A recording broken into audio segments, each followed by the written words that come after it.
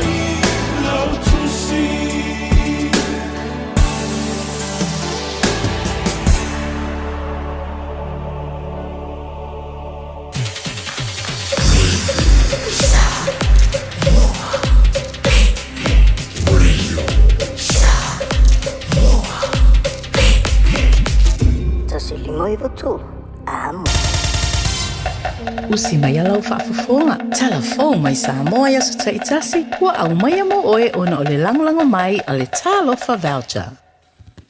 O te whatalofa i lo tātu o tunu i le nei whai asa fōu, ma le amatanga fōu i le masina fōu amati. Ngā luenga tautua whaiwhai pēr mai lo tātu o tunu o usi mai alau whaafonga. E le imanu malo le lafo le whātua tuaina le tua ngai na whina ua i e whaase e se le rua i tamai ta i pāle mio le atunu o. Malana tau pulenga i minsta le kāpeneta. Peitai o leo o toe tofu to foina, i se isi lafo le whātua tuaina le taita inga le fionga le sao whapito. Le fionga fia mea naomi mata afa mai to tonu lava o le loto i whane. O le whaafale tui o se vaenga to tele o sui whaipule o le vaenga wha upu whai. O le whātua tua i le atua Samoa o tasi. O le ua whaelo aloa ia le teitai o le vaenga wha upu whai, le sunga la auli le ua te apolata i vau Fosi Schmidt, le tu ina atu i le pāle me nei se aso le vai o senei o le lato lafo, o le whātua tuaina e vese ai le tofi pāle mia, o le sui whaipule o loto whanga. E le nā masela ina sa mo le sa whai le tautinonga a le vaenga whai, whātua tua i le atua sa mo utasi. Ono le tūlanga fo i le ngase ma lo o tūlai mai. Ai le mai ale fono le nei. Ua iai se lafo wa tāpena ina e ala. I le whātua tuaina o le taita inga le malo, le fionga le taita o le malo, ia matūlanga o minista o le kāpeneta. O mātou manatu, mātou te leto e alo le ata o le la au. Leanga o lea sa mo moli mai e le taita o le itua ngai, iona fo i atu ngalunga. Ai mai se foi tūlanga o lo iai le wha moe moe. E leo toe nā tia le ngase ma lo o tatou whenga ia. Peitai, ua mato manatu e te tau lava o na lio ma fofo i to tonu le vanga whao whai. E ala lea na mato talu sangai, tolo po peitai wale ma whai. Ia na mato tūla iai e te ena le lafo. Ai se i whai mua tūlanga e peo na iai le lua vai tolu le ua whatūlanga. O lea la ua maia. Mai avatu pea le wha mauninga ia Samoa ma le wha whongo mai. O lo uta pena le wha mo le lafo le wha tuatuaina i le vai asa fo. Si taimi na wha ilo atu fo i le o visual fono tūlanga uma mo le nei wha moe. E tā liu lava e popo e Samoa i lau mai mo mai. Ina nei tātou whaia le Faiva o mate matenga po u mafua i sea. Pea i sea lava ua mātou wanga i le tūlanga. Sila fia le tua le mātou sa ili fo i tūlanga uma. Sila fia fo la e le tua lo mātou nau ina ia fo la mea le matau. Mo mātou tau mo whai e soa le pule le mātou wafa whenga i peitai. Ia lewa o tau sila mai, ua mātou fale sea. Wa vese o mātou to finga minista. Wa vese to finga minista lango lango. A vese uma to finga, ma famanianga, sa mato yai. A to finga le malo. E tua yai tu malo mare tawaloa o mato to finga sa yai. O mato mautino ai. Le ai te tau na faile la vai ono o mato tu malo male tapo inga Samoa. E ala lei na ia mala malama le lei tu langa nei, mafuanga nei. O mato manatu ai. Ia ua nei to alia sa fo lau Samoa. Ai fo lau pe yala fa tu la fono lo yai le autasi ma le malo sianga fa le tu la fono. E te tau ai ona mawhai ona tau ape whainga malo mai le taimi. Le sunga la auli le watea polata e waufosi smedi le whailoa inga matu stala i le whaai unga le wai aso. Mo le sila fia e te tau na mauare nu mela furusia o na foe limas furutoro le paya inga le pale mene o iei nei e manu malo ai se lafo o le le whaatuatua ina. I se whailoa inga le wai aso le te anea tu stala ma le te tai o le i tuangai. Le sunga tui la epa lupe sori aisa i lele malia le ngoi. Na whaelo ai e tui la epa le tau mawhai atua nisi whaipule o le whaatuatua i le atua Samoa o tasi. E sa idi le langolango mai whaipule o le i tuangai le lato lafo o le whaatuatua ina. Ai pei o na sila fia o le lafo le whaatuatua ina le i tuangai i le maulawa e tasi e veese le tofi pāle mia o le fionga fia mena o mi mata afa whapera na kāpeneta e le ai se langolango mai le i tua le malo. A wana palo te te umara kāpeneta e se furu lima whaipule o iai, ma le lua se furu o whaipule, o le whaatuatua i le atua Samoa o tasi. O le atato i loa i le palo to le whaatuatua ina le itua le malo, pe lango iai pe le ai whaipule to iwa o lo i le kāpeneta, lea o lo whaitau le lua se furu iwa i la tau o lango ina, le teita inga o le latu pāti e pe o na whiriwhiria iai, le sui whaipule o nganga i whamaunga numere tonu.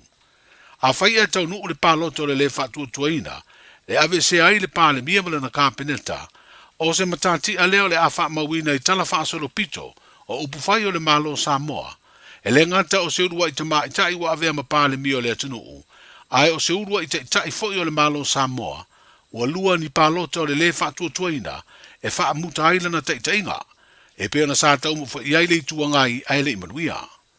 O le atato mata i tūpo o whea o le anga i eile langolango ma le te ena o le lafo e whaipule o le whaatua i le atua Samoa o tasi. Ai o le atato mata i tūfo i pē langolango pē te ena i le tū whaupufai o lo angai le malo. O umo na whaeloa le tamai ta i pāle mia le maunta fono le tau wawhianga a mata le fono usu o le nei tau sanga. A whaia ina le malo se tūlanga o le whaatua ina. O le tali o le toe fo i le atunu o e sa idi maini o lātu sui mo le pāle mene e ala i se whainga pālo ta tele. I le tua ai o le tātu o tunu i le whae unga le nāwā i aso o wafo na tanga whaale malo i atunu i whafo. E le fionga i le minstau mtanga aluenga o tina mata tai, a tina e o fio anga maanga fiso tai. Na ia toe whae loa mai le asa whareire na te nei, ua whaasa o le mata upu na whaitau e se ai ma le whaipule o whaasale le anga lua. E tu so le vai ngā tupe se lau fitu suru lima awheta la. Lea sa iai se tua inga ua le tonu lona whaonga ina. Whaaliere min stale tō whalanga ia ti ei tu au tufunga. O le whaasoa ina o vai ngā tupe o le miliona tā lalo na lua mo lei tu malo. Na wha matu uai ma le se lau fitu suru lima awhe na tāo fia. A o tālia sa i didinga na whaia. O wha mautu a tiri lea whiri ngalo le min stai se pepa o wha amtalanga whalawa i tele. Mai le whaipule o wha asale le anga lua. O ia foi o le teitei fono o le fono wha vai lei tu malo wha palota. Le fionga bangele se kati fia ui. O whaalia le pepo wha asaralaunga, o le au aulia les foreina le te neina wha au atuai i le whaipule, se tusi mai le mtanga aluenga o tinam ta mai tai, a tina e o fioanga maanga viso tai ua wha ilo atuai le unga fono, a le komiti wha afoe o le polo keti o le tasi le miliona, ua wha malia ina ai le komiti, i le wha o ngā ina o le vai ngā tupe sa fesilingia. O le aso fo ilea na whai ai le unga fono, e wha matu uloa le se lau fitu suruli mawhi o le miliona runa lua le tu malo na tau fia, a o wha tali le tau nu unga o sue suenga. E manino mai le wha alinga le minstama le pepa o wha asaralonga wha lau i tele mai le whaipule o wha asale le anga lua, e le ia a fia i ni ngai o inga sori tu la fono, le wha o ngā ina o lea vai ngā tupe. E lua vai yaso o lo tu uai le atunu, e le minsta o lo iei le vai o le polo keti miliona le malo, mo se fonutanga o lo malanga ai ma le ofisa siri o lana matanga aluenga, whapea se ofisa sinia. O le fionga le whaamsino siri le fionga sa tiu si mativa perese, O loo taita ia le usunga fono le whaamasino ngā Samoa, i le whaatasinga ma whaamasino le whaamasino ngā New Zealand, e whetūwha i ai whaamasino ngā lua, i awala e whaale li ai le ngā ruenga, ai maise o le whetūwha i o li mata mai te i whaamasino, i awala e whesoaso ni ai le lātou ngā ruenga tau whaamasino. O nisi o whaamasino me le whaamasino ngā whaitu malo o tātou utanuu, o lo awa i lea whaatasinga, o le fionga i a Leota Raymond Schuster, me le fionga i a Loau Donald Kerslake, whapea fo i tamai te i whaamasino, le fionga talasa atoa saanga, ma le fionga la la toa Rosella Papali. O le whaiunga o le vai aso na taunu uai le usu ngā whono le whaamasino ngā lo tātou utanuu, leo lo malanga i manisio ofisa sinio o mta ngā luenga o whaamasinonga, ma le whaafoino ma tau butau whaamasinonga. Ma o le vai aso atoa le nei o lo whaanga solo ai, le whetu whainga, sa tali malo mua ai le whaamasinonga Samoa, i le tausanga e lua o lua tonu. O le aso mua le nei masina fōua mati le aso tōna ina te nei, na uma i eise pepo whaamatalanga whalawa i tele mai le pūlenga, o le whaalapata patonga o le malosi tau e le tise, po toe whaedo ai ngā luenga ua whaatino, i le whaale leia o whaale tonu o le au nanga tau e le tise ro tātou moto upodu, o le mafua anga fo i lea o le alu ma motu sia inisi o taimi, ai mai se le tai au ma le whaasoro le afiafi, a wā o taimi ia e maa walungai le mana onga tau e le tise. Wa whaalia le whaalap tongoro lātou la ngona ina o le tamai ma le whaasea atu o le atunuu, mai le o maa ai le whaalap tonga si ufufonga, wa whaale o ai fina ngalo ua lango mia, a wā le lātou au nanga e mō le atunuu atoa. Les Freire le te nei na amtai ngā ruenga, i le tai nei lunga o poua waia malolosi e fiso ta ia iafi e le tise fi yanga ma fulu o sou. Ma o le vai asu nei o lo o whaaua wai lea ngā ruenga. O nisi o soonga i lalo le palapala o ia waia malolosi, na sao i ai le vai, na mafu ai le whaale tonu e peo na sa motu sia ato ai le tise upolu, i le tae o le asu sa umawai ma le po le asurua na te nei. O leina nga i saute ma le tu i se sifo upolu, po le South Coast Feeder ma le West Coast Feeder, wa whaalia le whalamtonga o lo i eia fianga ma ale ale le motu sia whaafusei, i teimi o le ono le tai au a nga i le sfultasi le tai au, whapea le ono i le fiafio o i le sfultasi le po, o teimi e maua lunga i tele le mana onga tau e le tise. O ngā ruenga o lo whanga solo, e iei le wha moe moe le whalamtonga le avave o na fo i ai le wha le tonu ma ale ale i waia malolosi, e pe o na whaia iei le ngā ruenga i le teimi nei. Ua whaau pe ona tu ina atu le ministau ngā ruenga te tele ma whala ua inga le malo. Sia ki tupe o dividends po mea lofo tu whanga mai tupe ma po polo fiti. A wha alab tu patonga tu ma o te le malo. O lo i le wainga le ministau le tō wha ia olo a 4 fiti wa ai. Les Freire na te nei e lua wha alab tonga o lo i le wainga lea ministau le company wa alea Samoa. Ma wha alab tonga o wa alea tunu unai a tau a au sia ki tupe o ia tu whanga. Ile minstau whaalap tonga tu mau tele malo. O le whaalap tonga o waa le Samoa Shipping Corporation, e tasi le miliona tolu se lau 2.5 afe, ma le wha se lau 5 tasi ta la, le siaki o le na dividend watu inatu le malo. Ai o le company waa Samoa, le Samoa Shipping Services, se lau valu sfuru afe, valu se lau 2.5 ta la 5 fitu sene. Wa le fa peo sti mole o tula i mai esi tula ma pe tolo official ne le feo on vista o anu tele e mesi bol setan ne ale anu tele ma ho e pole to e fa tele lo feo on vista e nganu e fata wina e fego fi e mesi fole ma malo committee fa o mtana prima po fa toma ne lua o le si e fa per foi ma sa ia e monitor fa tele lo ai pulenga dei tata inga dei ia le o tanto o ba wina dei as ia pio na tu langa le o ia na tu pe ba la ma o le lo ba mai a me se for ne vai te mil na mio se ia o tanto fa sa ni tu for te mio le tanto tara tu o lo tanto sa ni tu gai ia e te le foi fa mtana ia Samoa ia lo to tiro mai o te tekto ia mo le mau to sai to mo le mau nei ia o le o mau to pe fasi amtana lo ne lo ha fa te lo fo le lista aftai lo fina bela ia le fo lo fa mai pa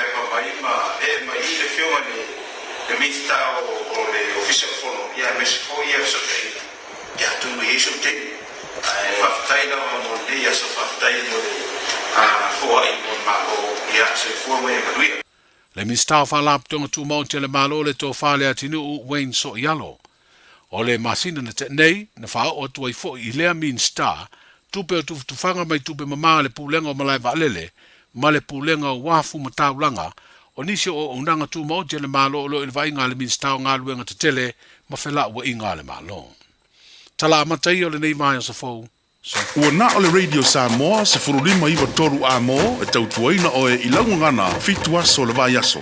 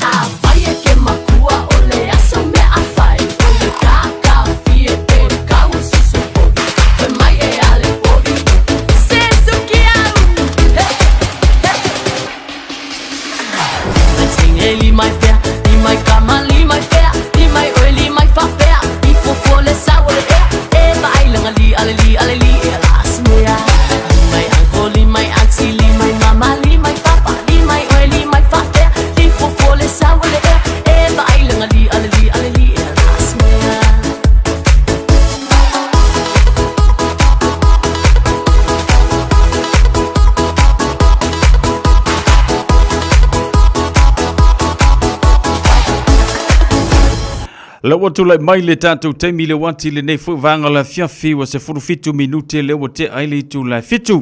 Ea o falofa ma whaafera i antu le tautua al Radio Samoa se furu lima iwa tolu a moi le pa ia ma le mamadu telo le tātou atinu. Ea wana wa fo i le tautua ma le tātou au unanga le nei fu vanga le fiafi le amatanga. Ea o le nei vai aso wa tātou au lia mai i le alofa ma le anga le leio le atua. Ea o whapena fo i ona wha ma hea ma wha ma tafiatu.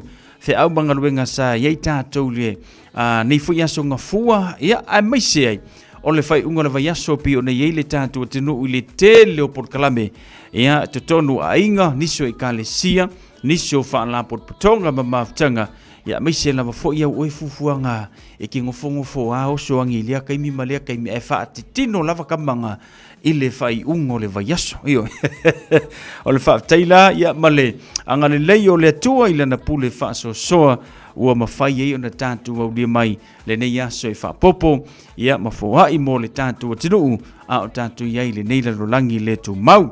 O whalofantu le tātou porkalame e nei tamā ma nei tina mātutua le ngata fōlea tu asina sino le tātou atinuu whapena o na maua mai le tātou porkalame le nei fwoi vanga o le afiafi le ngata fōilea ia o le tapuainga au ona te tofia le tua iso se fata faitaulanga malo le soifu maruia malo fo ile ngā lulu i la o tau fo i wala awina pe o ne yeile aso na nafi maso umo le nei o langa ia mo le au unanga e ala lea ile tala ino lono fina ngalo ia ma le folo folaina o lana fionga pa ia iso o se ekalesia maise ia so se fata faitaulanga Fatalo fatu fo ina ipatele ma patele te mai te sa monike malo soifu maruia fionga e kopo mulanto fatua fa pena foi le fata lofa fa pitoa ia i le mefenga le tua o ila to fa pena na tala ino lon finangalo nai fefeuta la ia maise ia nai missionary fa pena fa fale le malu i so se atu no le nei lalolangi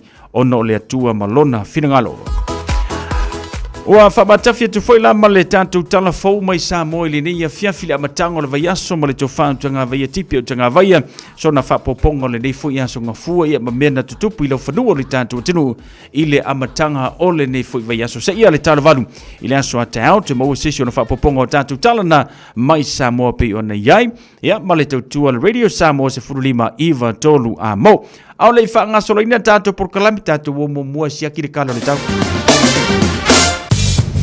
Talo le tau mo tātou le nia fiafi ia me se foi le aso ata e o whangasolo atu le aso lulu ia tātou foi mai eilea whangasolo le tātou por kalame musika mo le manawa ngaruenga ia ua foi le amatanga o le nei foi vai aso. Whatalo whatua lau tala neo le tau mo le so me le aso ata e ao. Wingo le tau mo le so e a ua oa le nei aso e ono iai nei timu ma e angi mai savili mai sauti sifo mo le nei aso. Vevela whamawina luas fu lima tikeri ma le malu luas fu fitu tikeri. O le angoto ifo le lai le afiafiana nei le toi 2 minute i le tu lai valu. Mo le aso atai awe ma tele ina awa o le aso ma na i timu e ono to ulu whaasolo atu le afiafi e ono mamafa i nisu taimi. E angi mai savili mai sisifo whaasolo ina angi malia atu le awa uli ma le afiafi. Vevela whamawina lua sufa tikeri ma le malu lua sifulu ono tikeri. O le asoa ele la i le tae ao i le 2 minute te ai le tu lai fitu ma o le angoto ifo i le toi 3 minute i le tu lai valu i le afiafi. Lautana nao le tamu le somo le aso atai ao.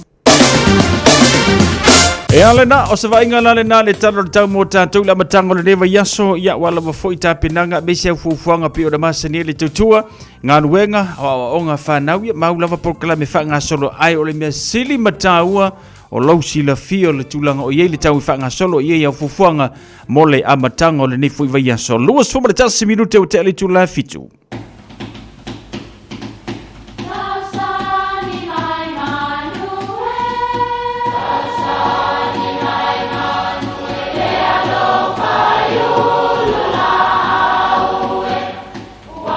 E o whanga manu i ululu o la au, awa e whawhanga i funga o la au.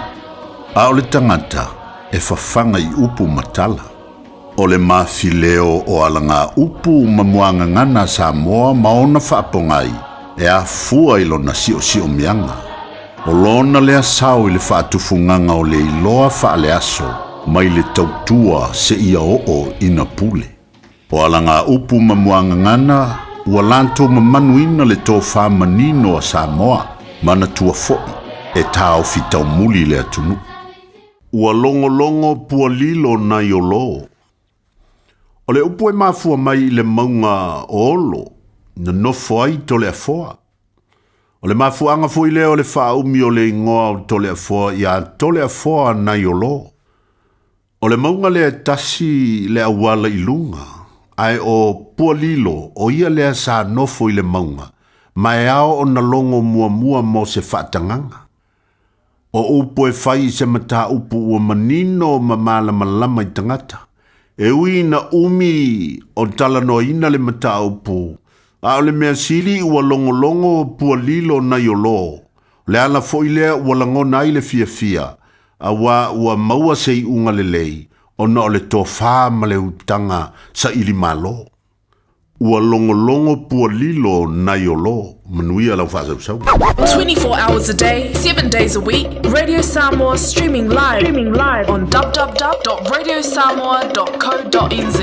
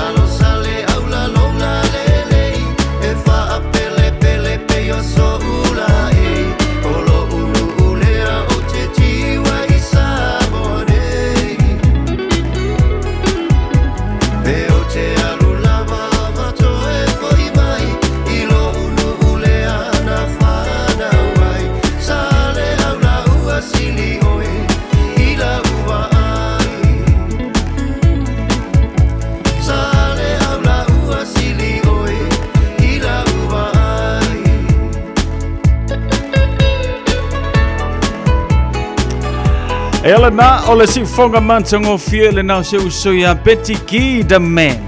Taunga tole tole to fa siava tu pe atonio ma se fa propongo le tanto por kalame mau le fa samo moni ia po le va filfilio samo pe ona yel nei va ngola fia fimale amatango le nei va yaso male te tour sunga ya siava tu pe atonio ia pe ona yel tanto por kalame le nei amatanga o le nei fo va yaso ia por aso tolu le nei o matil masilo no tolu le nei va nei tu sanga tanto au dia mai le lofa meranga le leo le tua Fata lofa ile tato maftanga mana tua vai toe malor se fu maruia fa tele fata simai ali o ainga fale tangwa ile mafuta mai no au sala ropati lungo le tanto YouTube channel mafuta mai i California i Amerika.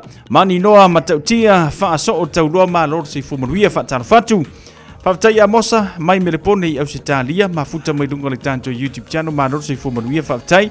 Ia, whaamamoi fo isa manuia te au ngaruenga a matanga o le neiva yaso. Whaatalo whatu ia Johnny Finau, so i fua manuia Johnny, le ngata fo i lea whaafawina tanielu ma lor le so i fua manuia. A melia whaamoana le mafuta mai, ia, whaatalo whatu le ava mane whaanalo, le ngata fo i lea whaatalo whatu ia tina ngawang.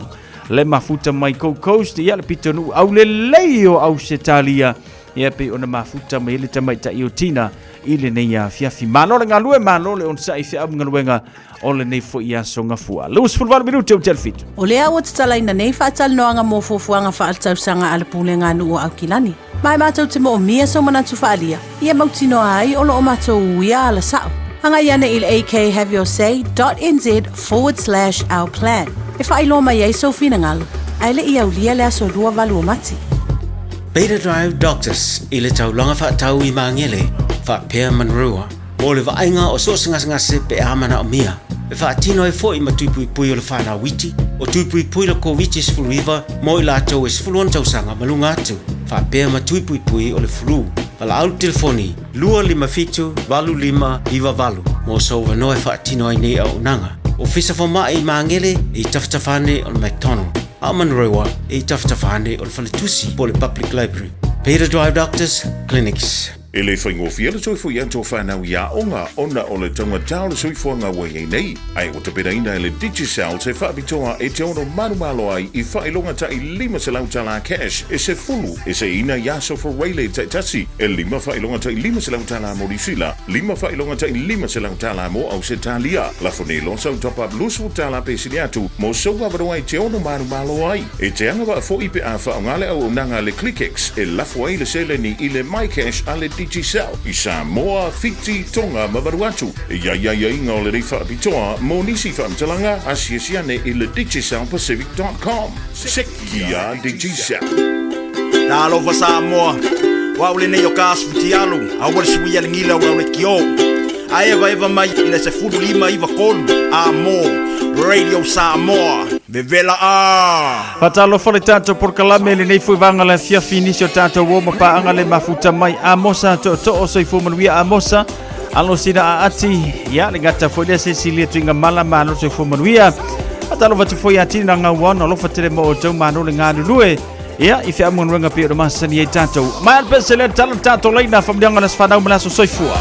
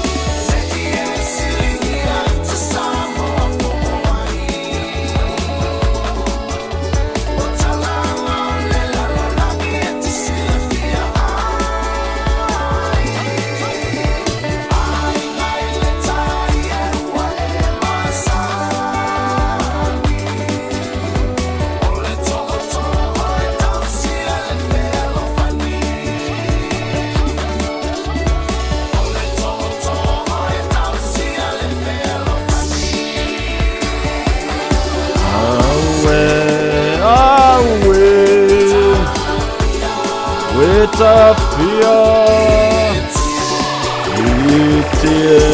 Se fonga matango fina sunga ya waino marpesela na piona yeli tanto por kala nei vangola fiafi yo ya mare to ele se to mose ole to e tausia ile fe fani se ko mo se to fa pena ya tato le temile nei ole to e tausia ile fe fangi pauli ko le wo lo kele le kemile ngei ole ko e su ele ke kusi male ko e su ele pusa e lengi ya masu e ele pusa pisupo ya esa langi sau ia la po e ke mga oyai ko ola nga lo kele ke miring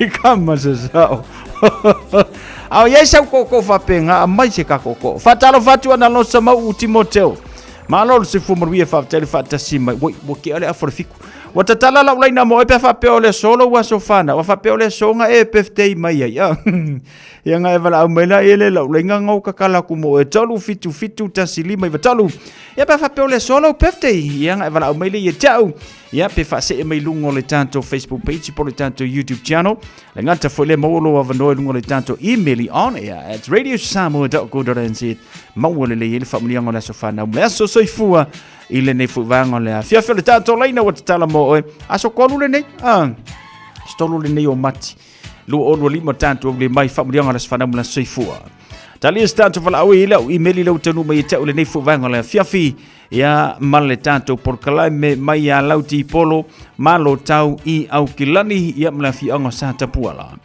famrianga ole aso soifu sho matu tina ya lauti polo malo tau au kilani po santa puala masa fotu fa fetai fa fo ile tua ona uia ulia manuia mailo na aso soifu ile so fa fetai ile tua ni tu sanga fa popo ilo soifu mam fa fitai au ngā luenga le leisa o mafa tonu lea ua mātou manui ai mai se a mātou whanau your grandkids a lofa le tua mafoa inisi tausanga se tele mo o le tina a wau tiu te whaitu tonu a inga no e ka le sia o loo e au na matau tuai once again big happy birthday mom a lofa anga mai a dad malo taui au kilani fa pesi to ya ina o asa mai se mātou lau whanau.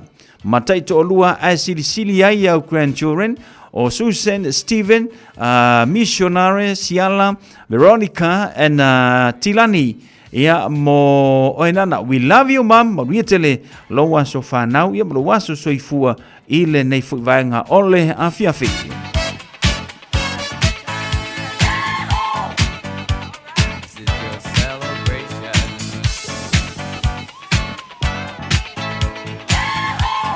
Lau laina na tatala mo oe a se yo ko sa ile kupe inisi tatu family ngole so fanau ile nei fuivaenga ole a fiafia ya male tanto por kalame pe ona masani ile temi fa pe nei tu na to ile radio Samoa ya le avanoa mo oe fa manuia ile waso fanau ile nei fuivaenga ole a fiafi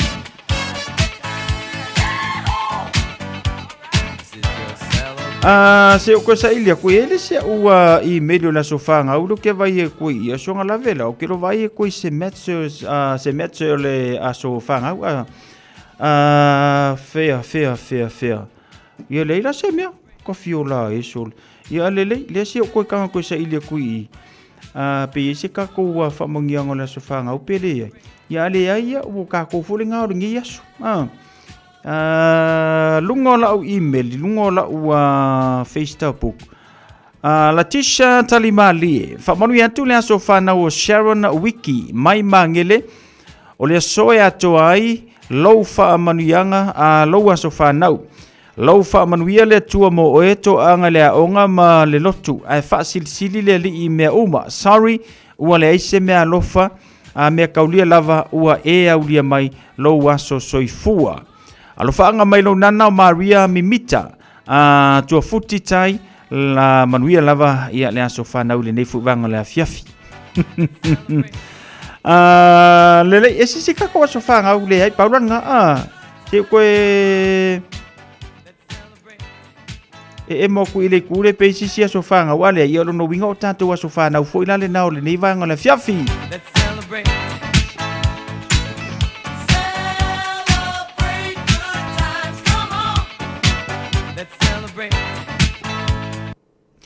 Le tato aso whanau mana loa tanu mai tau le nia fiafi ma le tautua le Radio Samoa se furulima iwa tolu amo. Ia ma le tato porkalame pei ona masani ai le tautua le ni fuwanga le fiafi. La to uma wau le mai le soto aso whanau talo na ile tua. Maua nisi tau sala se tele mo otou. Ia whapopo ile ola ma le soifua. Ia ua ia au onanga peo nei ei manuia tele to aso whanau maso soifua ma le pulenga ma le aufengaluenga Radio Samoa se furulima iwa tolu amo manuia tele lo aso soifua. Loto TK whamanuia atu le tos furono tausanga o le la maftanga ia malau ai o kafio lai amu ia o loto wau le ko ruongo kausa e ale lei manuia tele ia le nei fuwanga ole afiafi Ali Yesu en Ali Oli malo Victoria na su elimu Britania Samaya saule mutam Aoi sena tetatai Tatai mai Yesu na ute paine ngalue Tawari Ole te sua numula Tuk tuk tuk tuk tuk tuk Silvas tuk tuk tuk tuk tuk tuk tuk Silvas Side,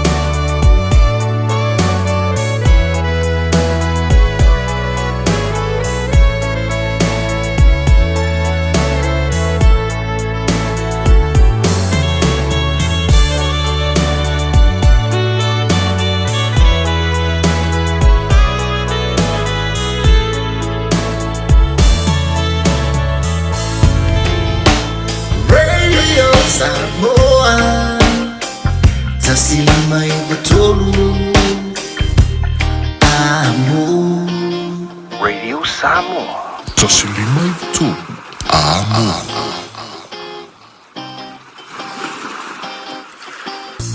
O mie o e po se siolo a inga se fisoso ani tau fe malanga inga mo New Zealand. I mata au po pe o le vai tamai no whanau po nga luenga. A whai o lau tali o le ioe, wala au loa Ken Ferniho o le Fern Immigration Services. E iaila na laisene, ma ua silia ma le se fulu lima tau sanga o lana tau tua.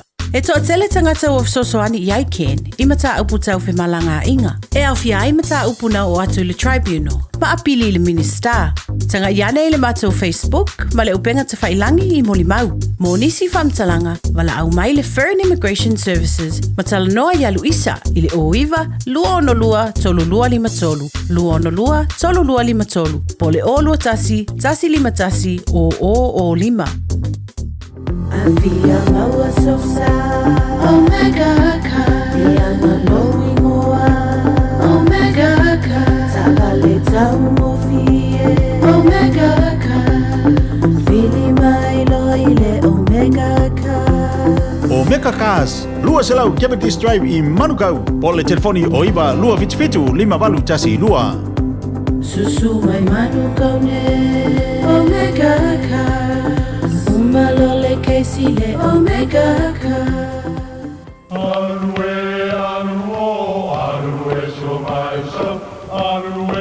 O Samoa o le atunu ua mai au na tofi. O le la au ua mai au ngā tātulanga. E le to e tau au whangaina. O le vai fo I ua malili ua mai au na saiki. A o lau polo kalame o le vau filifili. Ua na o se toi wha manatu.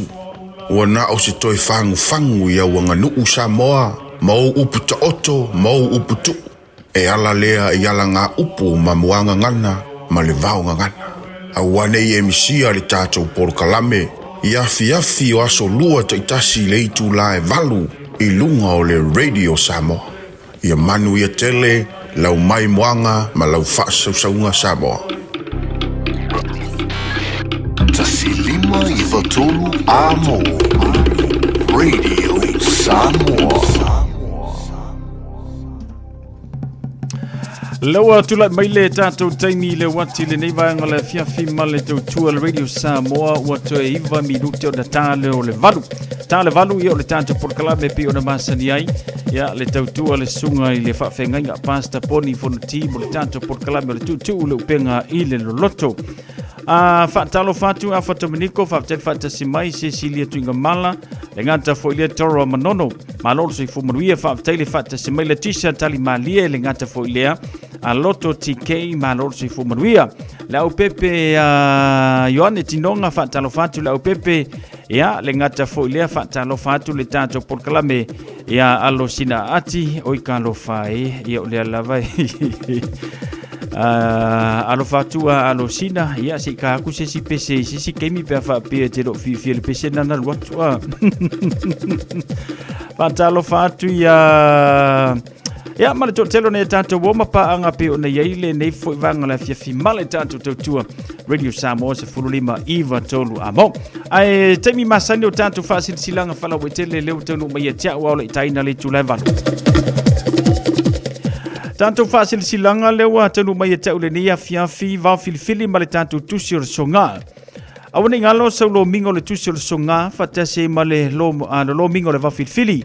E maua I whaalupengo Samoa isi sifo tutuila mamanua o nisi o tala tu o Samoa o nga upo le matafa yoi le matai I le whainga o whaalave pe o whaapuiponga ma liu le o susinga a inga fesila whainga o paolo si I whaanualo whaalanginga o le kalesia ma le tele o le ngangana whaalolonga fitus fulutala alo na tau.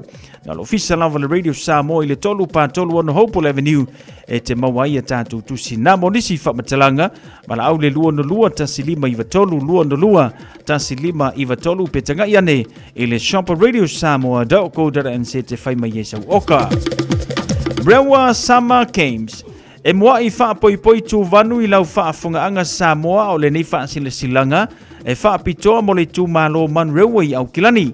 Ua atofa nei le aso toa nai valu o mati lua o lua lima mo le Rewa Summer Games e whaia i Mount Fort Park mo le ekalesia mafutanga a inga maso se tasi e fia awai e le ai se tutongi e maua le avanoa so se tasi fia whaataitai ai hea kou i le kirikiti volipolo ma le touch rugby te le ia ta'alonga mo whanau e maise o whale ainga o le aiai. O le taimi momole nei o le tamitusanga rewa hata kirikiti o le a whetau iei au Samoa ma initia o le aiai fo i tamitusanga volipolo o le ata aloai awa Samoa inkia ma maoli mo nisi whabatalanga whapsotai i tania tiperu master i le telefoni o lua fitu lua fafa tolu tolu tasi tasi o lua fitu lua fafa tolu tolu tasi tasi i tu malo si umu whaatolau Samoa o le au mamala tainane feoi o le tua i so se fata ai o se lao le leie mo moli atu ai se whaafetai a o se whaamalo mo le tu malo si umu pa ia ia sa somua matama tu uu malio fale lua o tu la fale u tai lewo ma le fale tolu paolo mangafa e maluai le nei nuu ui lava ua vae seu ngata tau te leo wheliloai e le ngalo lo wanga le lei ulu fia o a ao o lou manatu lota nuu whaafetai so se foai to ia ina ia yo se fatu ia ma mafu maiala patea ti akono fa tui ia ma to fatu Livi Reverend Felice Materina tu o wola o lupe fa lele ale nei tu malo sa toa iai lo latu sa alofa le tua fa tumulo o tou ngao i so se mea a o se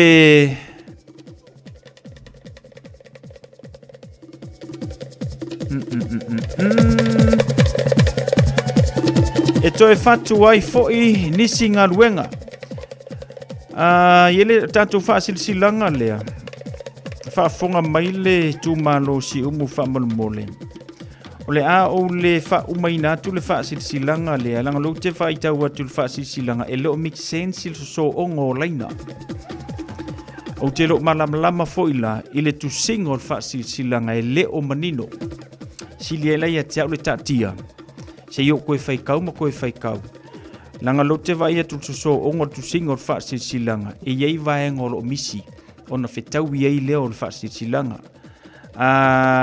o le fautuanga foile na watu i le tato au tusi umo na tusi ma fai tau po sa o le lelo fa silsilanga ia na maile ia matou e fa fai ngofio na watu lau fa silsilanga maila lau fa silsilanga o te vai atu ia po nisi fo le tato au whaingaruenga ia e leo manino ona e le fia i lea i le au whaingaruenga a le lau te tau ma fai tau atu fa silsilanga lea ma kwa yo ngenge fua ie o upu fai ngofia a le sionga lave e le o fetau i le so o ngo lenga e ia le mea na misi ona fetau ia i lea o le lenga leo ke kama fai vatu ai wo fai si umi o le mele le o fetau le te tau ma fai tau fa pa lengi aku ia ai le o le leia i lau fa fonga ma lau fa fonga mai fa malulua to i le afio ango si umu pole tu malo si umu o le a o fa ta tia le fa silsilanga lea a ye se te me le fia file nei si tu vala au mai ia pe fa fonga mai le na wina mai le tanto fa silsilanga mana o mia lo tu vala au mai mo le tu fa sa o ino le tanto fa silsilanga lea mana ia lo vala au sa o me te le te mile nei tolu fitu tansilima i vatolu tolu fitu tansilima i vatolu ia tu fa sa o mai le tanto fa silsilanga lea ele lei sau leo le sita ma fa sala lau fa leo atu lau sao ia sau le sita ma fa sala lau fa pena foi ia ona le leia i le fa faingo fie le tatu ngaruenga ngai lo le alu kauko ai i fa pea ia kele me ol pongisa o foi pongisa i tu malo ia me se tatu ia na mai le fa silanga fa pea lau fa fonga mai mana yo lo vala o maltor fitu taslima i vetolu ia mo se fa sa ongo le tatu fa silanga lea ele nei foi vanga la fia fa silanga na ilava man fa lalo fa pea le tanto autustusi le sa mai le tanto to fai ono tu pola la fitula Ia, po sesi lava fo i o to whai ano Samoa tanu vasa, tu u tala epa tu la pou, ia, whaafonga mai sesi o tau, ia mwhai ana tu wala au maile tātou an telefoni le nā tolu fitu, ta se lima iwa tolu, whaasa o maile tātou whaasi silanga i lava mal whaanoalo 2 minute talvalo. Talofa, we're the Katinas, and you're listening to Radio Samoa on 1593 AM. O e si la fia me e whaatino e mawhaiona e umia i sou fale motu le lumanai. A whai fo i sou fale motu, o e si la fia me whaiona whaatino ni isi o fuafuanga e whaonga aire equity o lo fale. A wane e misiere por kalame o le malu i fale, ia fiafi o soruru taitasi le se fulu e te aile whaa. O le a e si la fia ai au wala e mawhaiona e umia se fale motu le lumanai, ma au wala e whaonga aile equity o lo fale motu, e whaata wai se isi o fale, le por kalame o le malu i fale, ia fiafi o sorulu wa yaso taitasi, se fulu e te aile whaa. Matau te whaia ni fo aroi le aso lava e te fio mai ai i le Shine Dental, ai e ia inga whaapitoa. Matau te salia le Afterpay, Zip, Q Cards, whaapea wins quotes i le Shine Dental. E whaia fua whaatalanoanga ma le ACC i le Shine Dental. Le aise tongi mo whanau i le bao le se furulua i le se furuwalu tusanga i le Shine Dental. Talanoa mai le tongi ino le whainga o nifo e whaonga ai le Zip, Smile Now, Pay Later. Le aise tului i le Shine Dental. A fio mai le 5 Great South Road, Manukau pe vala aule lua fitu ono fafa, lua fitu ono fafa mo le Shine Dental. Talofa Samoa, o Atish Narayan, o le Licensed Immigration Advisor mo le Auckland South Immigration Consultants. E visosoani mo so se tu ai ngā visa e malanga mai e New Zealand po Australia. Telefoni mai nei loa i le o valu o tasi o no valu fa fitulua. Po le olua tasi o no valu fitulua tolu o. Malo soy fua, ol si fufonga Samoa, Radio Samoa, tasilima iwa tolu amo, se kia Radio Samoa.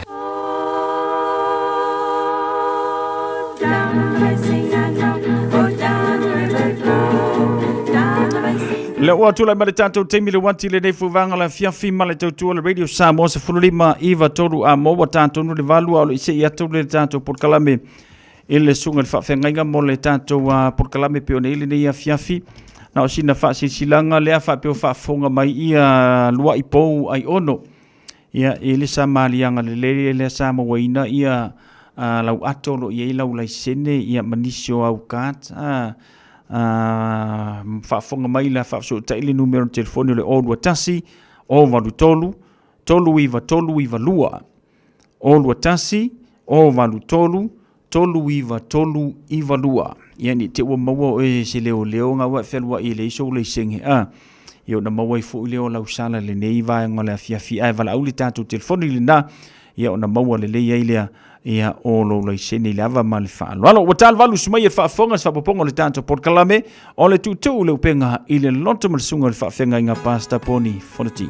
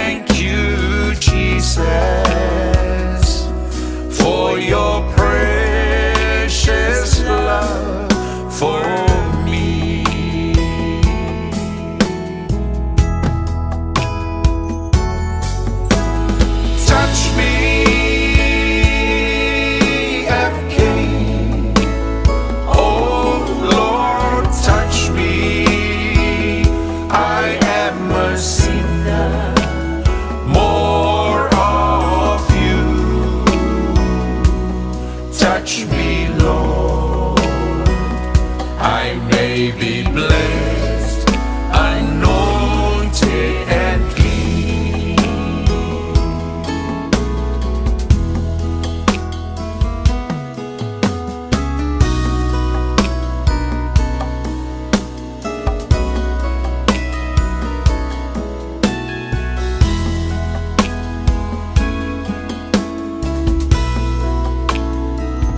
Ina ua e pa Ma tau te whafte atu le tua fo i lei fiafi. Lau tau singa ma lau pui puinga, lau leo leonga i o mātou wola le nei aso. Hafte i nei aso mātango fie, nei aso fau. Le aso sa e fwa i mai ai mātou te ola i pēr ma mātou au auna i atoe. Mātou whafte i atu mai lava le tai au si e o mai nei teimi o mātou moli mawina le atua lau le lei, malau whamaoni. Wao lea ua malu atu le malama sa mātou whio i ai mga lulue. A ua o malipong sa. Whai whona mātou moli mawina le atua. Le matau tia o hoa ngā luenga mamana. E ala leo o mai le atua. O le swinga le nei fo i vai tau mo le nei teimi o mātou o mai ai. O malipong sa e malo lo ai o tangata. Mātou te vi i aila o fio i mea oma. Au ngā luenga mamana ma mea silisili me lelei mea mātango fio e whaia mo i mātou. Ma o whai o mātou loto ma o mātou whapea e whafteile tu iawi i alo swafa e whavavau. Mātou whaftei atu le tua ono le whaoltanga ala ia ke riso Yesu. Whai e pe ono mātou ola i le fifia le sao loto. Ia se wha moe moe i mātou le manuia ma le ola e whavavau. O mana e sao nia mo i mātou. Aftei te lita mai e vi ia lava lo swafa e whamavau. Ta fo i atu i ato ele vi inga. Whamanuina lo swafa le tu e whaftei lo le lei ma lo alofa. Ia e mātou o lau whanau. Ia o ele atu o le nei pō. Le nei fo mātou o maita mai e whaiala mātou pol klame pe ona fofoina. O folteimi mātou te su e lau a whiong pa ia mo mātou a oina. Tala noa ma fitu wha i ai. Mātou te wala watu se if ma futaina i mātou e loa nganga pa ia. Te wha uina la mātou whalongolongo, wha uu la mātou te utala, wha uu i o mātou manatu malangona. Ma wani mea tāua ma ni mea o ngā. Ina ma tāu sisili o la mātou tala noina le po. Wha pēnā no so soani lo mātou wola. Wha mālamalama mai e loa nganga pa ia mea leo i ai lo mātou loa. O mātou manatu malangona le nei e fiafi. Tauna ia lo fia e lo nganga whauina le nei pō mea umama le a mātou whaia. Ia whapena o na ali i lava o Yesu ma vi ia i lo swafai mea uma lava ngā luenga ma Faiva ma tiute ma au nanga mātou te whaia. Ia vi ia i pēr lo swafai whavavau. E mo le whatau waa ia i mātou. Ia vi ia lo swafa le nei pō a maea, ia tu maua ti ato ele vi inga.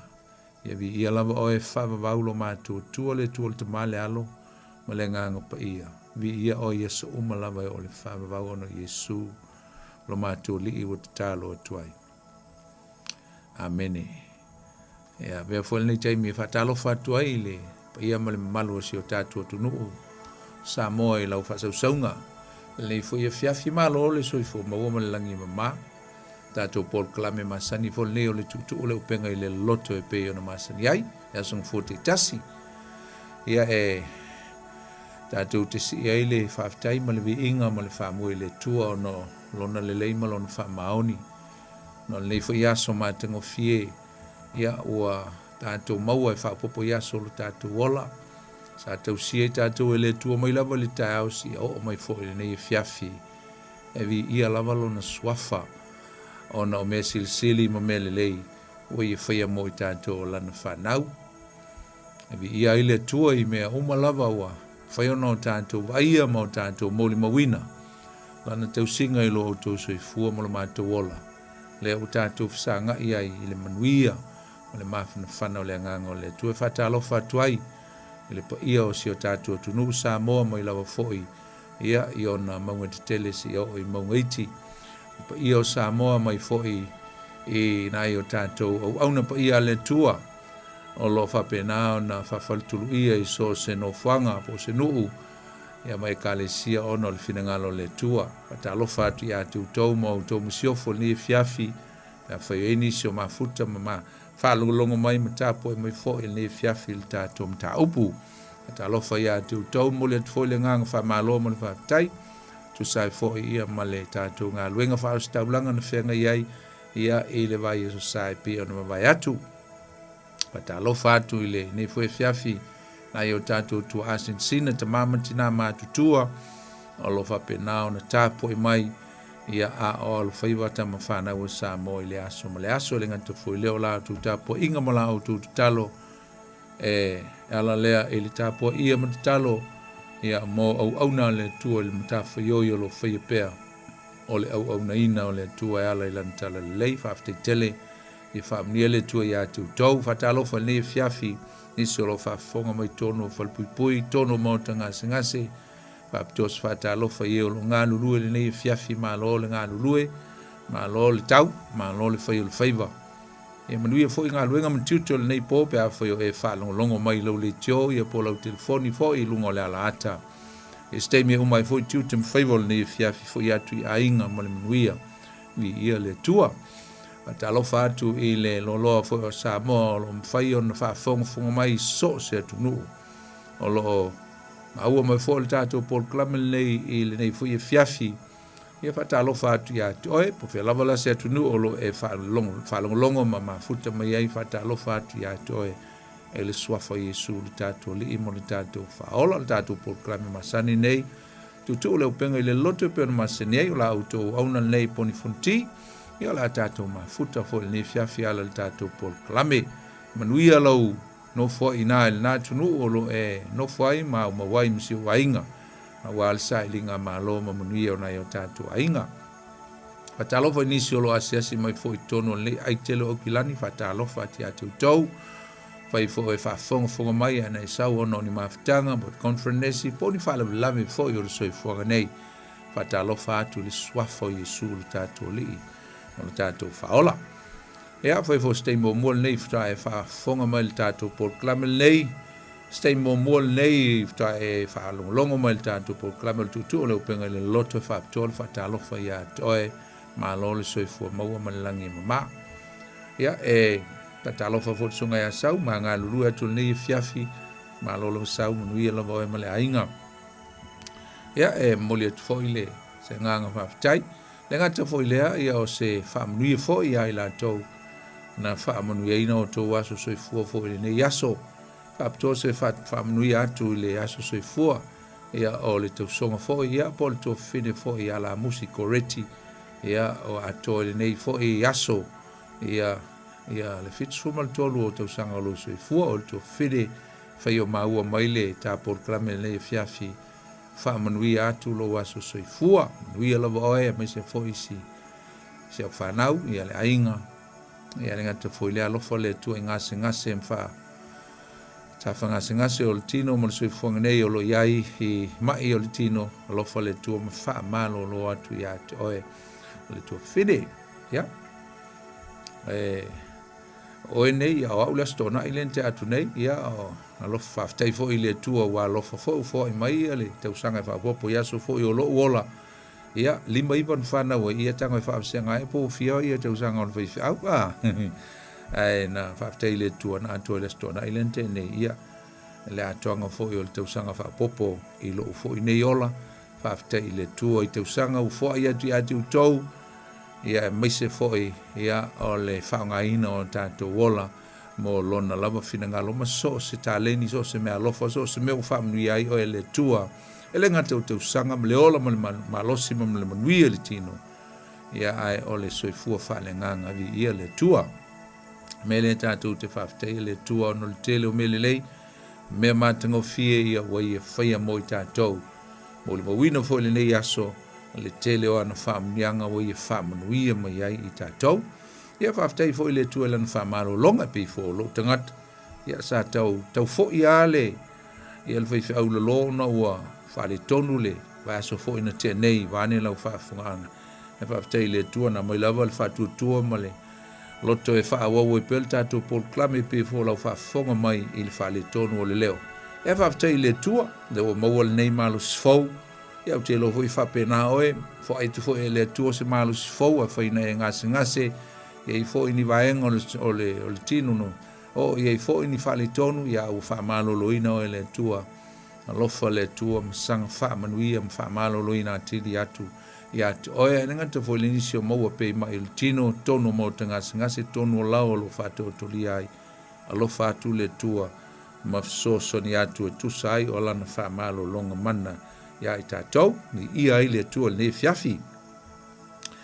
Ia o le ne fiafi o mai atu le tātou Paul Klame pe on tātou tala no ina i fo i le loto whamangalo. Le fiafi tātou te fia tal noa i se mta upu fau, wa mai fo i le ne fiafi am teina il tātou mta upu fau, e whati tau lea i le malo le tua. O le tātou urtala na po le tātou mta upu le na.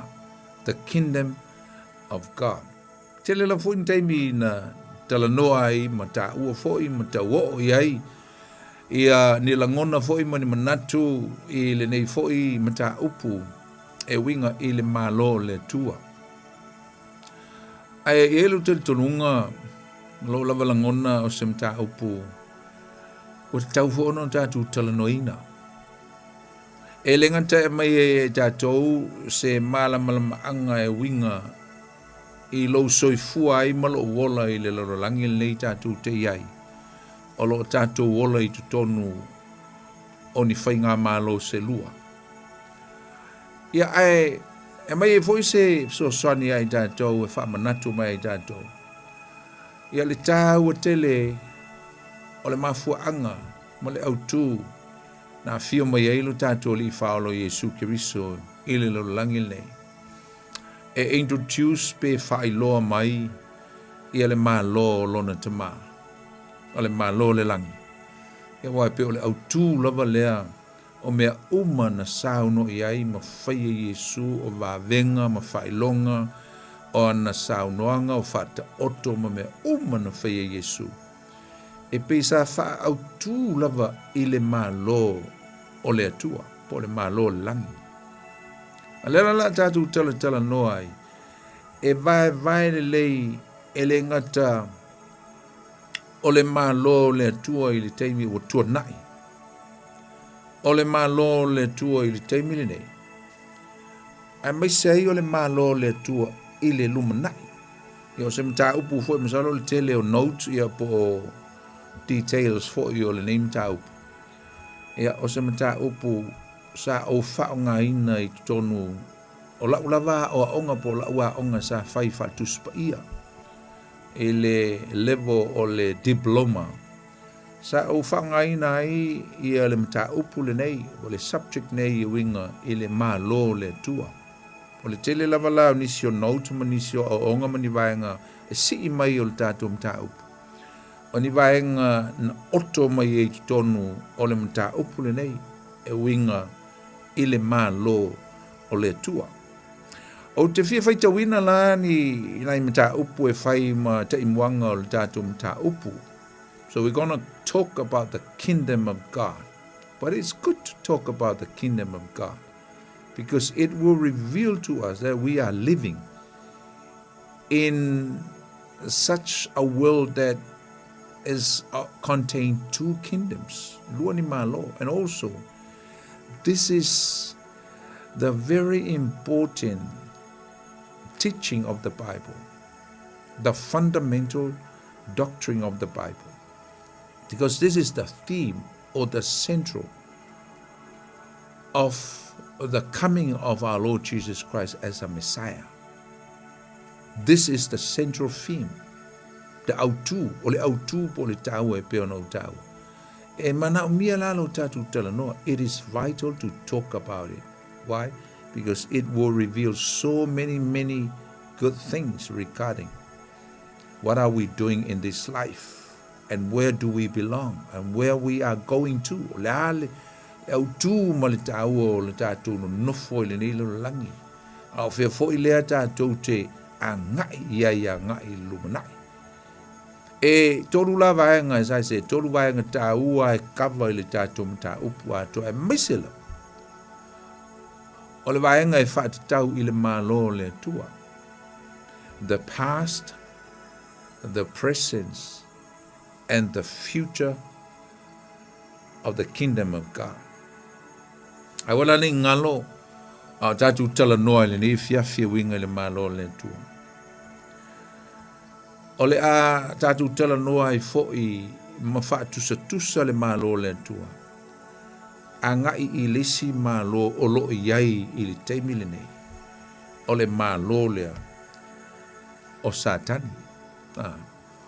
La tatu wha maina la ma compare ia mawhai ia se whaatusa ina ma le tahua tele o vahenga e pei o le o me te tau na whai e le tangata e mawhai ai o na alu ese mai lesi malo ai ulufale atu lesi malo o a me mana o mia e le tangata ola o lo iai le lalolangi le nei e mawhai o na ulufale atu i le malo o le atua a o a fo i winga o a fo i ia mo meo ethics mo meo winga ma walulunga ma winga e te tau o na ola ai le tangata o le malo le atua ma le tu inga o langa na ola ai i le malo le pongsa po le malo sa tanya luinga o le matango fi a tatu tala noa e wha malamalama mai ai tatou le tā uate o le ese senga o malo ne e lua ia ai po fea fo i le mea o lo iai nei malo e lua o nei malo o lo wha o fiofi i to tonu o le isi lalolangi a o le a tatou o iai le wha malamalama ina o le vaenga le na o le malo wha natura ia ma malo wha le nganga e lua ai o le a tatou whaita wina la le mātai o le mā reko lona mata upu mua mua o lo iai se whai upu au tū lava e se le tāua upu lava na tau tala i Yesu e winga i le malo o le mā reko lona mata upu mua mua lona whai upu e se fulu ma le lima o lo iai ni upu whapea ua o mai o ona pō ua lata mai le malo o le atua o upuia o upu o Ioane le Baptiso ai whaatitau i le afio mai o Yesu e au mai ma introduce mai le malo lea o le atua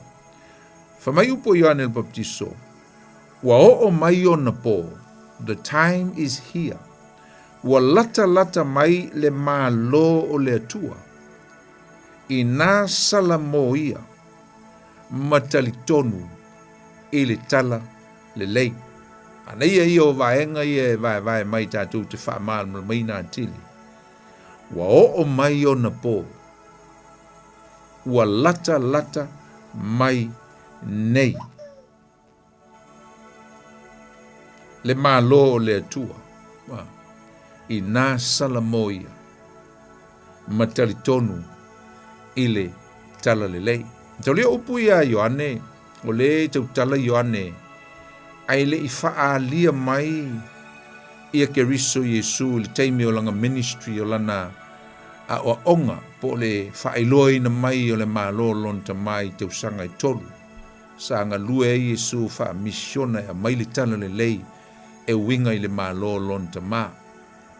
Ona so o tua i lea ma le whainga o lana ngā luenga o le wha o la tanga mō i tātou. A upu ia Ioane e sele mana ia pe a tātou wawa o se whai upu leititi. A o loo kawai. Ia le vaenga a toa lava e a awhia ai, e le ngata e a awhia ai ke riso Yesu. A awhia ai le lalolangi ang salama le me te tauna whai e le tangata. O le salamō lea. A le ngata fo i lea. O loo tau mai ai ma le mea e te tauna whai e le tangata e winga i le tala le lei o le mālo lea pe a sau Yesu.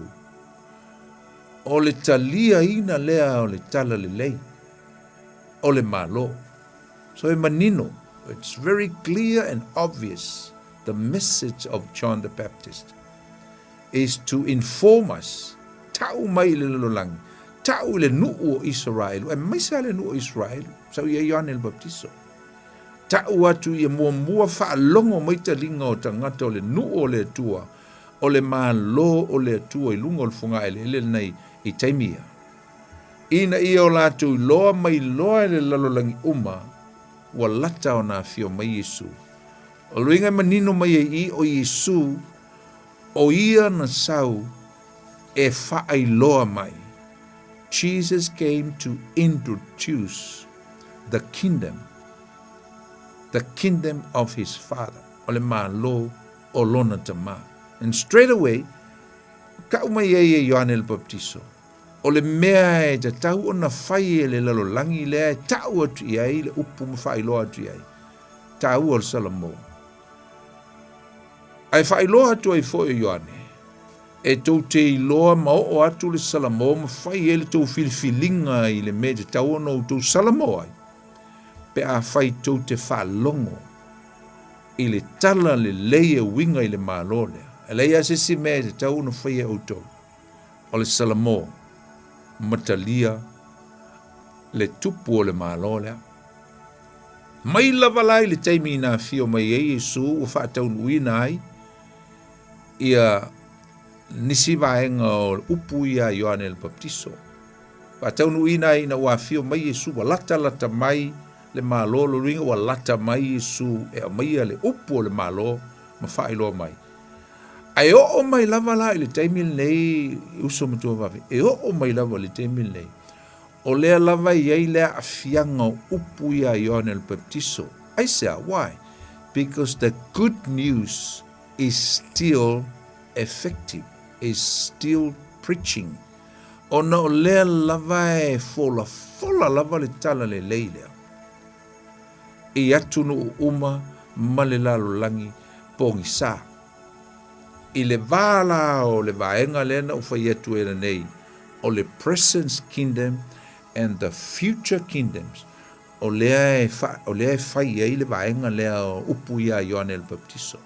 O lea, o le tala le lei, o lea lava e alua le temili nei, i le va lea o le present kingdom, po le teimi na iai Yesu i le lalolangi o ia o le malo, o ia o le tupu o le malo. Se ia o lava i le future kingdom of God, po o le teimi e toia fio mai e Yesu, o lea lava e ngā ioi a le tala le lei, the good news of the kingdom is still proclaiming, o lea lava e fola le tala le lei. Menai manei ai le mai o le mau lea, tātou te iloa ai ma teletono. A o tātou te le i tala noa i le mālo i le tuanai. A o tātou malama lama ma whaata ua mua lama. Le o mai o le mālo i le presence time. Le taimi na sa wa Yesu. O iai le mālo i lunga o le funga ele. Se i o mai a le taimi le nei. The presence kingdom is still moving. O le alava ngā ioi. Ai whatu a whaatau nuu ma fulfill i lona au te lenga. Ina ua fio mai Yesu e whaatu le mālo i lunga o le funga ele. Ma whauru whale lo i ai. Le mālo lea e le o vaia mata o tangata o lo a fia o latu o langa i le mālosi o le tala le lei a Yesu Keriso. I le taimi le nei. In the now kingdom. I le taimi le nei. Awa e ei ia tustusinga le tele o skola o tuspa ia. E la tau te teletonu. O tangata Kerisiano, ma le lotu Kerisiano, e teletonu I le whaupunga lea I le mea tau o le. The kingdom is here, but still yet to come.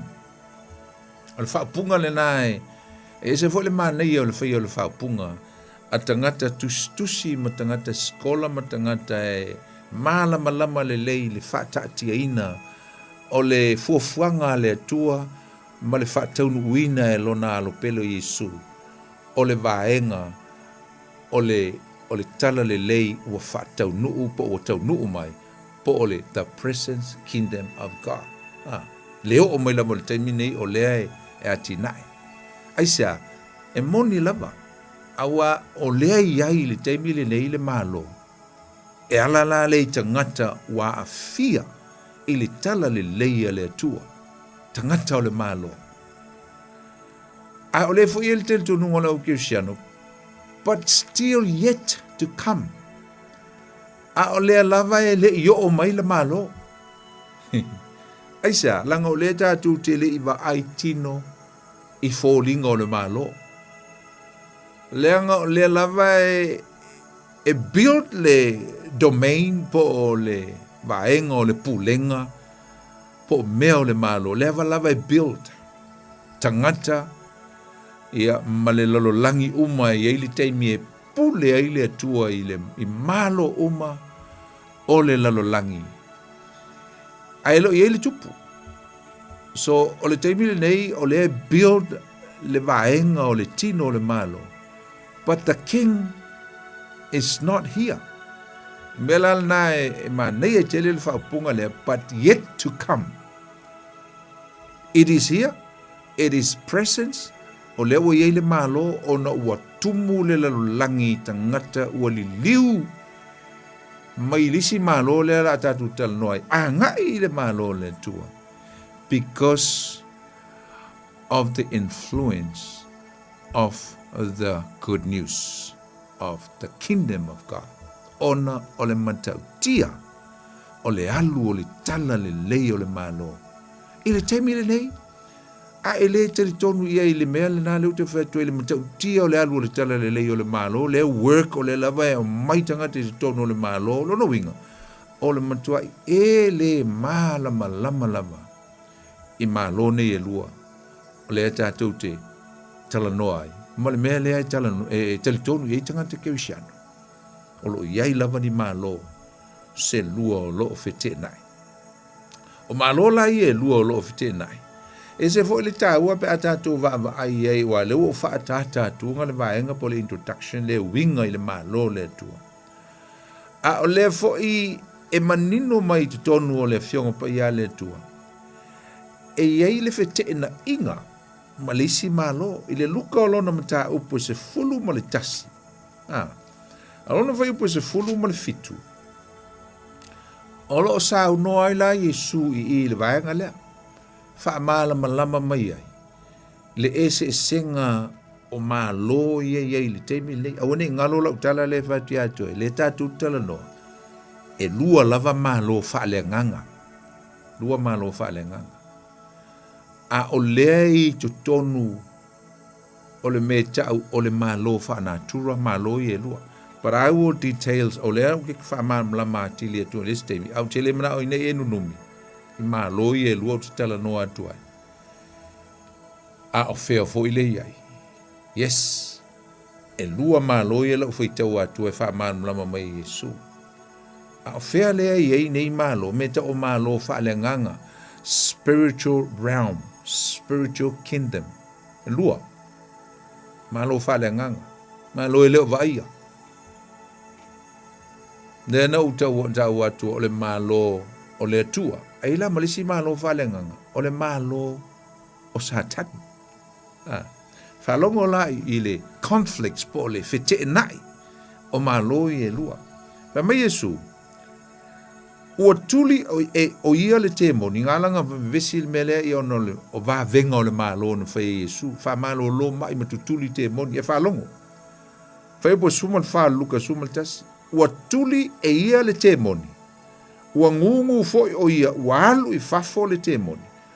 O na ngana i lea o le ngungu, ua ofo i lava le moto o tangata. Peitai, o isi o i la tau, ua faiane, o pele se pulo le li o temoni.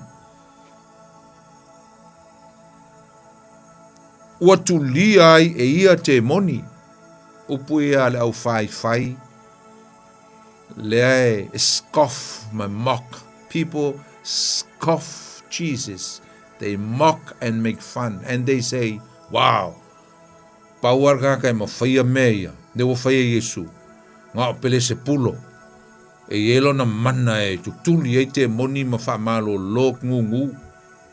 Whalongo la tari Yesu. Whamai, o isi voi, ua whao soso, o sa ili mai a te ia, se whai longa mai le langi. Pai ai. Tūpal fitu. A ua sila fia e ia o la tō manatu. Sila fia Yesu manatu. O tangata o lisi malo le e tau tua i mai le matau tia o mea o le malo ke riso malo le tua le ua whaalia Yesu ala i wa venga o le malo, le mana o le malo, o le pule o le malo. Le na sauma Yesu. Le ai fo i demonstrate, le whai loi. Ai ngofo na uli ia maku wai le pule le ama mei whai Yesu ma le mana o le malo le tua. Ai whai mai o le pule ma le malo si anga. O le si malo, o le si malo, le malo pele se pulo, po o satani. Fa mai la ia lea, a usi le fia e ia o la tō manatu. O na feta le ia tu lea, i a te i la tō, o malo uma e fe vai ai. Every kingdom that fights amongst themselves. Fa mai e faa umatia ia, fa mai dei, will be destroyed. E wha umatia, le ai ma se malo e koe kau ala kou, e uming tu, e wha vavau. They will never last. They will be demolished. Pa mai, e le ma se malo e whawai e a fo i, o malo uma e whawai e wha umatia ia. E wha pēnā fo i se a inga whawai ai. E malaia lea. E whamari suwal wale. A whai foi e whewai ai satani malona malo. Pe whea e ona tū mahu o lona malo. How can Satan's kingdom established and abide forever and last for good? Whamai whawewhea la le malo satani e whewai ai. Ona tū mau.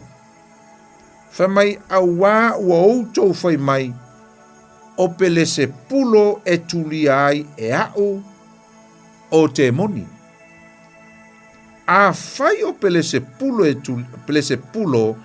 tuli ai e au o te moni. O te moni ia. Po o ai e tuli ai te moni. E a outou whanau. E oa matau lia fo. O lea nganga lea e oso i. E o lenga ta o mai, o nganga leanga, o ngungu, o mai whaate moni. A whamai Yesu, a whaila o koe ngofoa, pere se pulo ia, o le sifi o le malo satani, matoe against ia nganga leanga. Lono winga, o koe fusu ala ko? Whamai leo Yesu, a whai e kau e fusu la uli ia. Lono winga e leo se malo e tūma, waisa, la ua koe wha leanga e pele se pulo ia. Ana nganga leanga. No, a whamai Yesu, o au o te pule i lisi malo. A o lea wahai a atu la upule.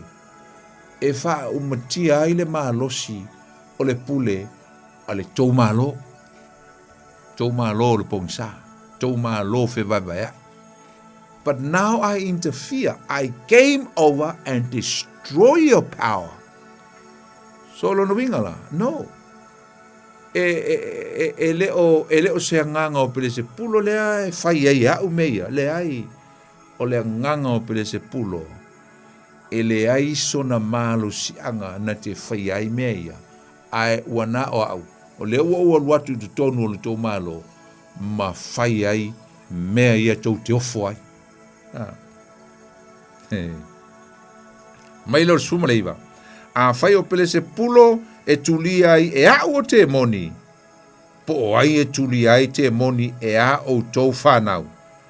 O lea e whai ai i la tau ma wha masino i a te o tau. So now we have the scriptures to reveal the two kingdoms that will never go along.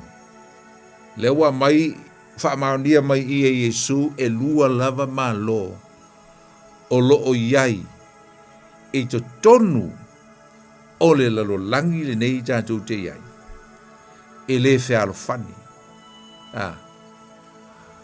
Sa uta ua usum tu whawhine ia malone e lua whaaleanganga. A o nei malo e lua o loo i to tonu o se malo e vaai e mata. O malo ne e lua o loo i to tonu o le malo e taua o le malo faa le natura, the natural world. O lona winga e ile tangata e pe o e ma e lua i tu ai ngā lalo langi o loo e mawai, ma o mawai. Ne monia e lua, so ngata e lua. O le me tau o le lalolangi wha natura, wha le natura. Ma le me tau o le lalolangi wha le nganga. O le lalolangi wha natura, e mawhai o na, iei me nei, o me mawhai o na vaai.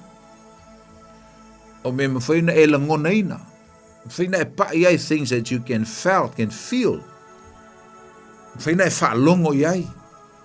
Fo na e tofo ai a fia ai mo me o senses e lima. Wha longona fo i o le tangata. I le natural world nei tātou te iai. So tangata lava e belongs e iei se malo e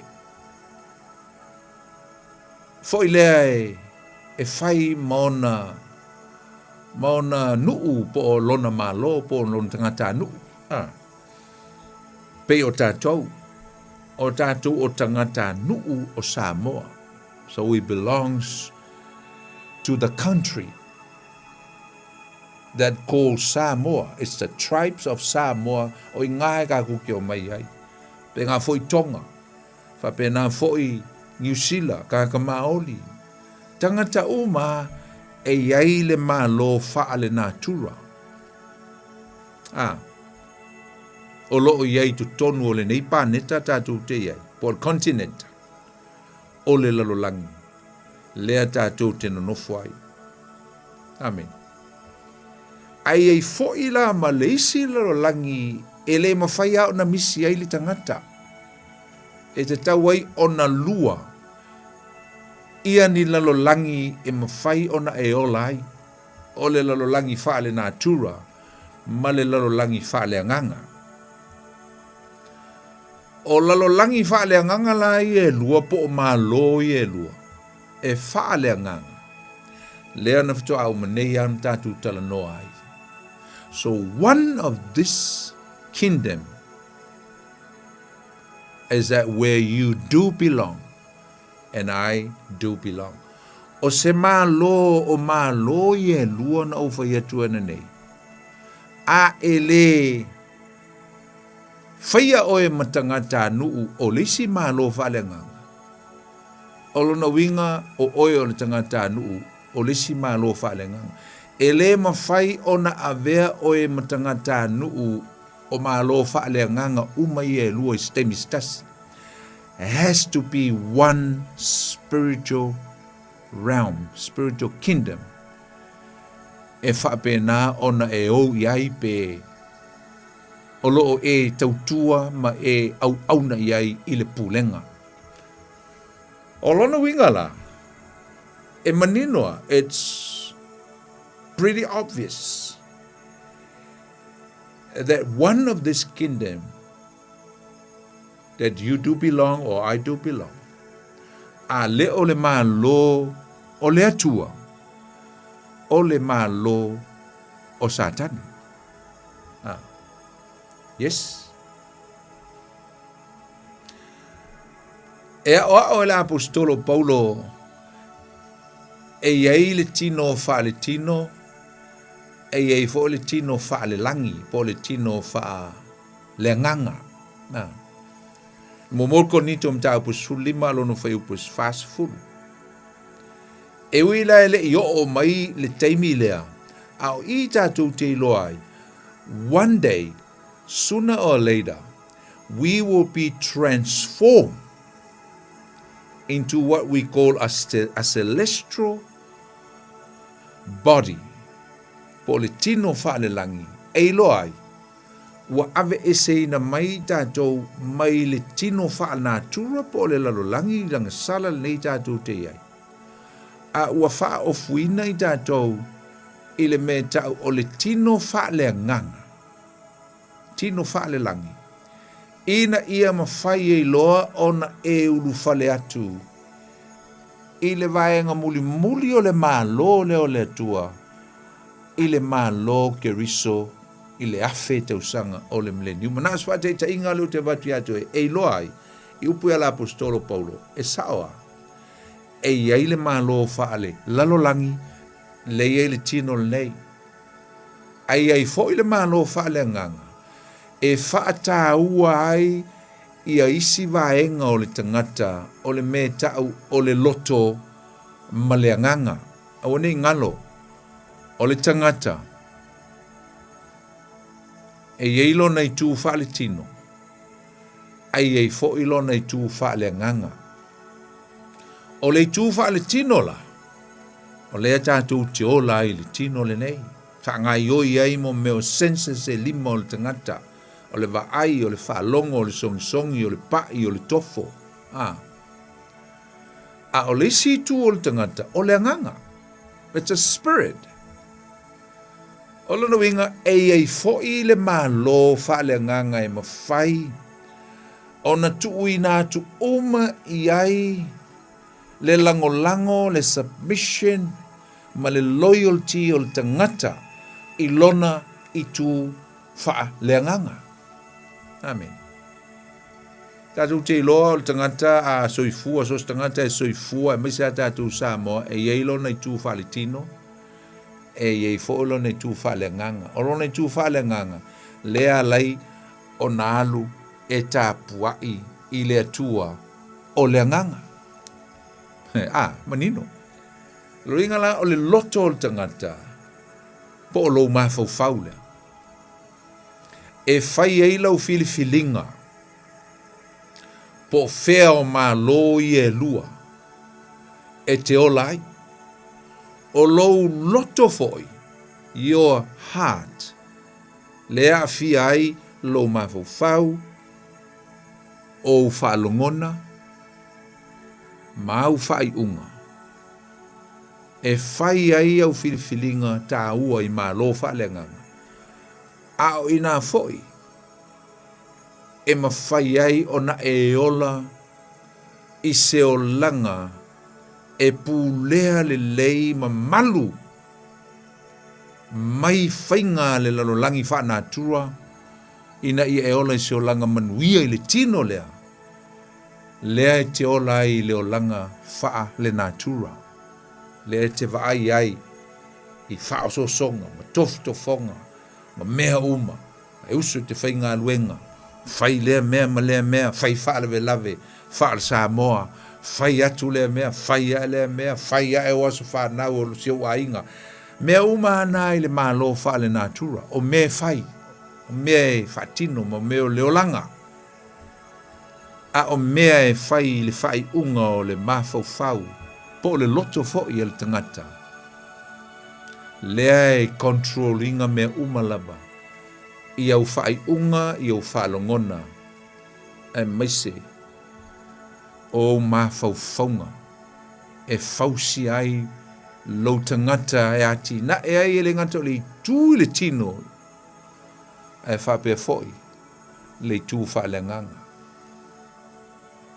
Mea ngai leina manuia le tangata le tino. Ai le manuia le tangata le tino. Aisa. Ele leile whao ngā ina o lona mā whau i le lalolangi wha natura. E lo wha putul tupe a le lalolangi wha natura. E lo solo ese mwha so songa a le lalolangi wha natura. E loa ola i le society o lo ola isi tangata i tutonu o le lalolangi wha le natura. The natural world. Ne tātou te iai. A ese fo li tā ua. O le tātou vāva ai le tā ua tele. o le tu faaleagaga o le soifuaga o le tagata. Amen. O lo tusia le tusipaia le aveina e satani o Iesu i le mea maualuga i le Mateo, pinga o Mateo e fai upu e valu iva o lo iei faasosoga na o ia Iesu ai ei upu o lo te utala ai satani ia Iesu tatou te iloa ai o le lalolangi le nei o le lalolangi la fo'i e fia pule ai satani ia yes watu ia ia ele atua e pule le lalolangi o le alii o le lalolangi a o lo ia ia le supreme owner le pule sili atu ona maualunga atu nei lo satani a o le ai mita satani le pule na tu ia ele atua o ia o le alii o le lalolangi a le na fai ai a Iesu le fa'asosonga fa mai ona fai mai ai leo satani a Iesu o te avatua nei mea uma ia to ala tusi i le lalolangi ala tusi i le malo ala tusi i lalo Jerusalem ala tusi i le lalolangi the natural world fa mai o te avatua nei mea uma malo uma pe a fai e te whapau ma e ifo mai ia tau a le tali atu e Iesu o lo tusia wana o le atua e te au auna iai wana o ia foi e te ifo ma tāpua iai wana o ia te ifo iai wana o ia foi e te au auna iai tau sao na wow ia ia tatu lo le lei uso mtua whawhini o lea tātou te mahu le teimi le nei o le malo the presence ai ele teimi lumanai o le a avea ai malo umai e tau le teimi nei o natural world po malo po le malo le lolaki o le a avea uma ma malo le atua o le a pu le aina e Iesu ina ua uma le alanga whaatolu o lo saul tuse whaalinga ua pa u Babylonia. Babylon is full. Babylon has full. A mai uma lo leo ma lo i lalo a au Iesu ma pule ai loa au Iesu pe a whaavaina lona ma lo i le lalo langi nei. Ngai tu sia tu se whaalinga lo mta apa sumaltasi. Mai o ili fo i lona to fitu angelu o le pu ona iai lea i le langi o leo te tele ua whapea mai o malo o le lalolangi ua avea ma malo o lo tātou alii. Malona ke riso e fai foi o ia matupu e whaavavau lava. Amen. Yalla. Lo inga malo fa le tino uma o lo ia nei le langi ai maise malo o lo pule ina pe e tupu ma ai nga tupu avea ma tai ma fa ulunga o pulenga fa le malo malau ele uma ma territory ma tangata e pule ai ma mea uma all the dominions on earth will be subject under the authority and the rulership of Jesus Christ. Yeah. Mataulia foi la nei taimi o zum tu va fine. Wa fale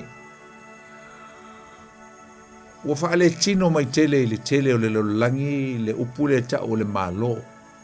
Wa fale tino moni mai ale wingo le upule malo aisa o tele ia le fate mokarasi o taule ini tupu ai o pule kapeneta ia ma council ma ni tangata o se laulau se kapeneta ia fainga malo ia po se prime minister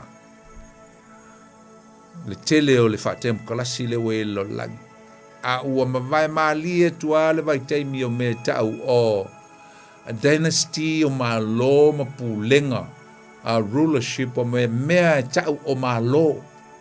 Kingdoms. Fa te inga a mata mai taimi o le tuspa ia e pei o le malo o papelu lena mulmuliane lena amataina ni marota le malo mua o le lololangi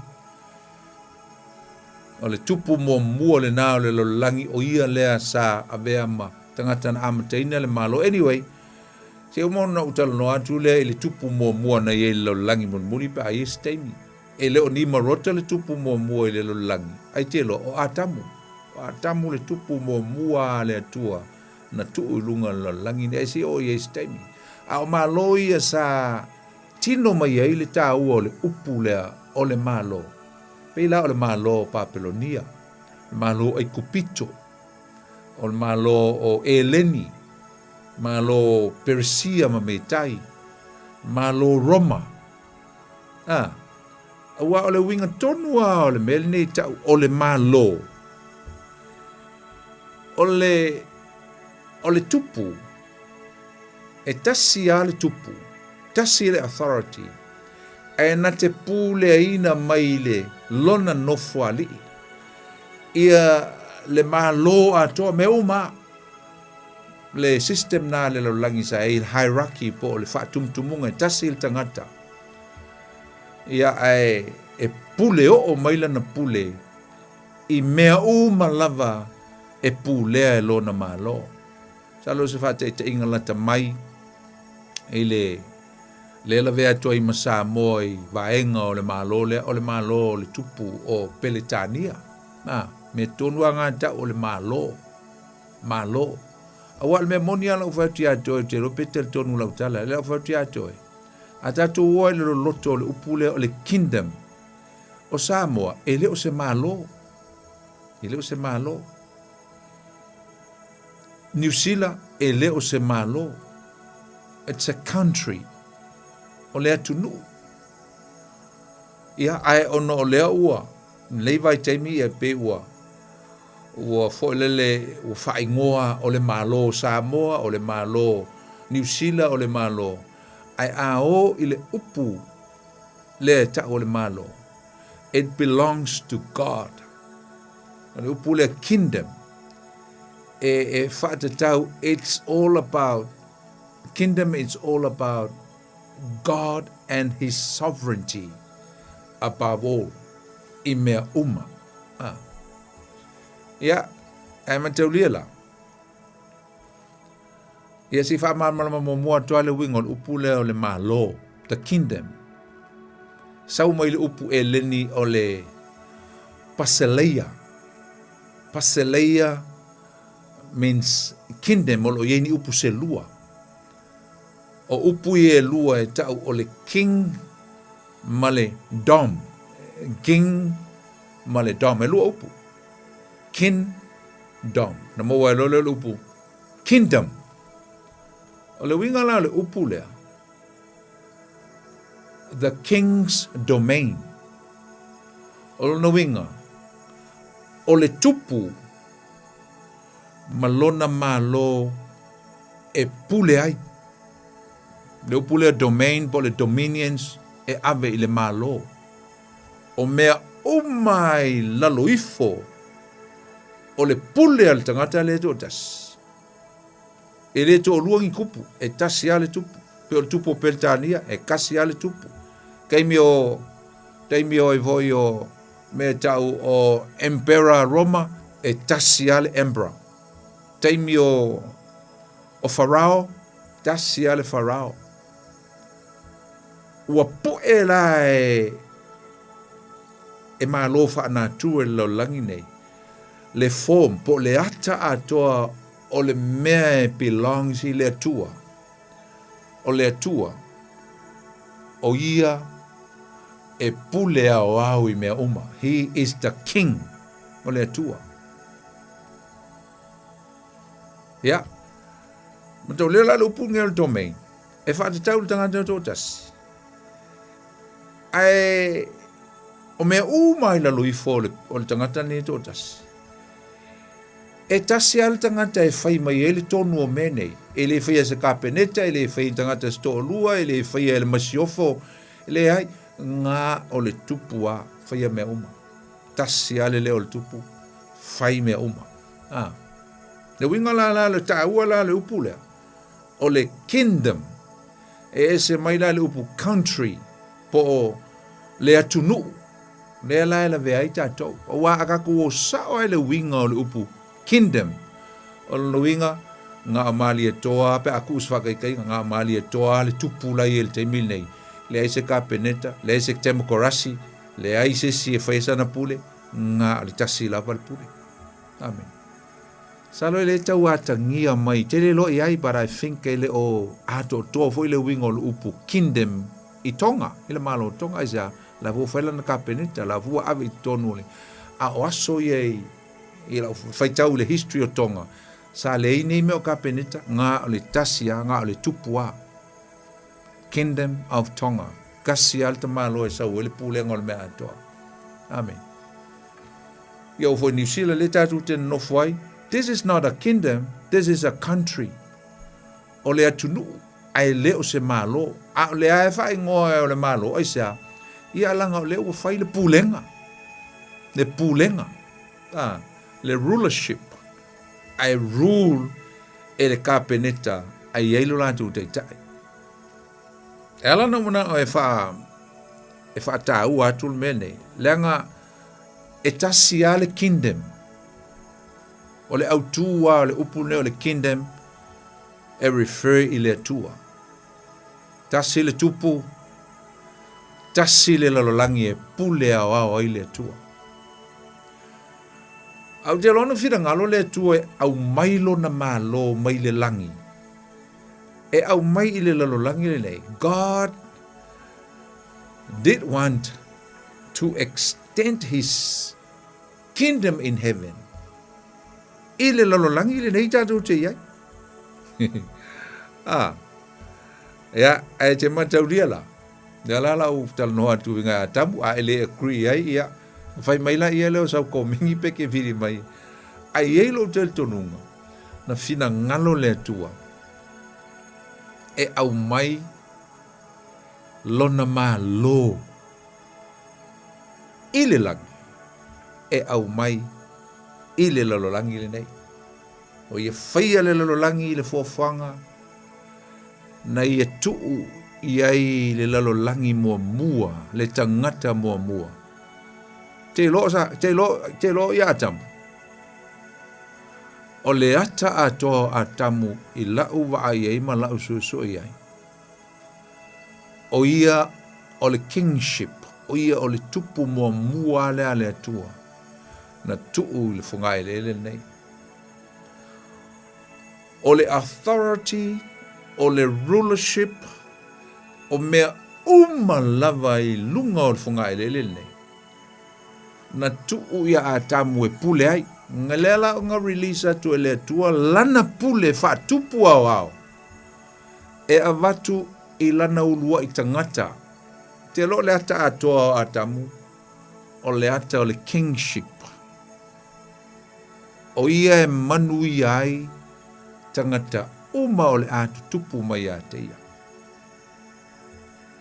Mela le lena o maila apostolo Paulo. E iei le atamu mua mua. Ai ei fo ile atamu lona lua. Ne ile mo mol kolnito lona mta po suma le lima, fa po fa suma le lima. There is a first Adam and there is a second Adam. Ele ai mani me ile tu fa le natura e tu sai atamu ma Yesu. Le se me. Nga ile e fa na wina Yesu ia ni tangata e peo atamu nei e whana wina tangata.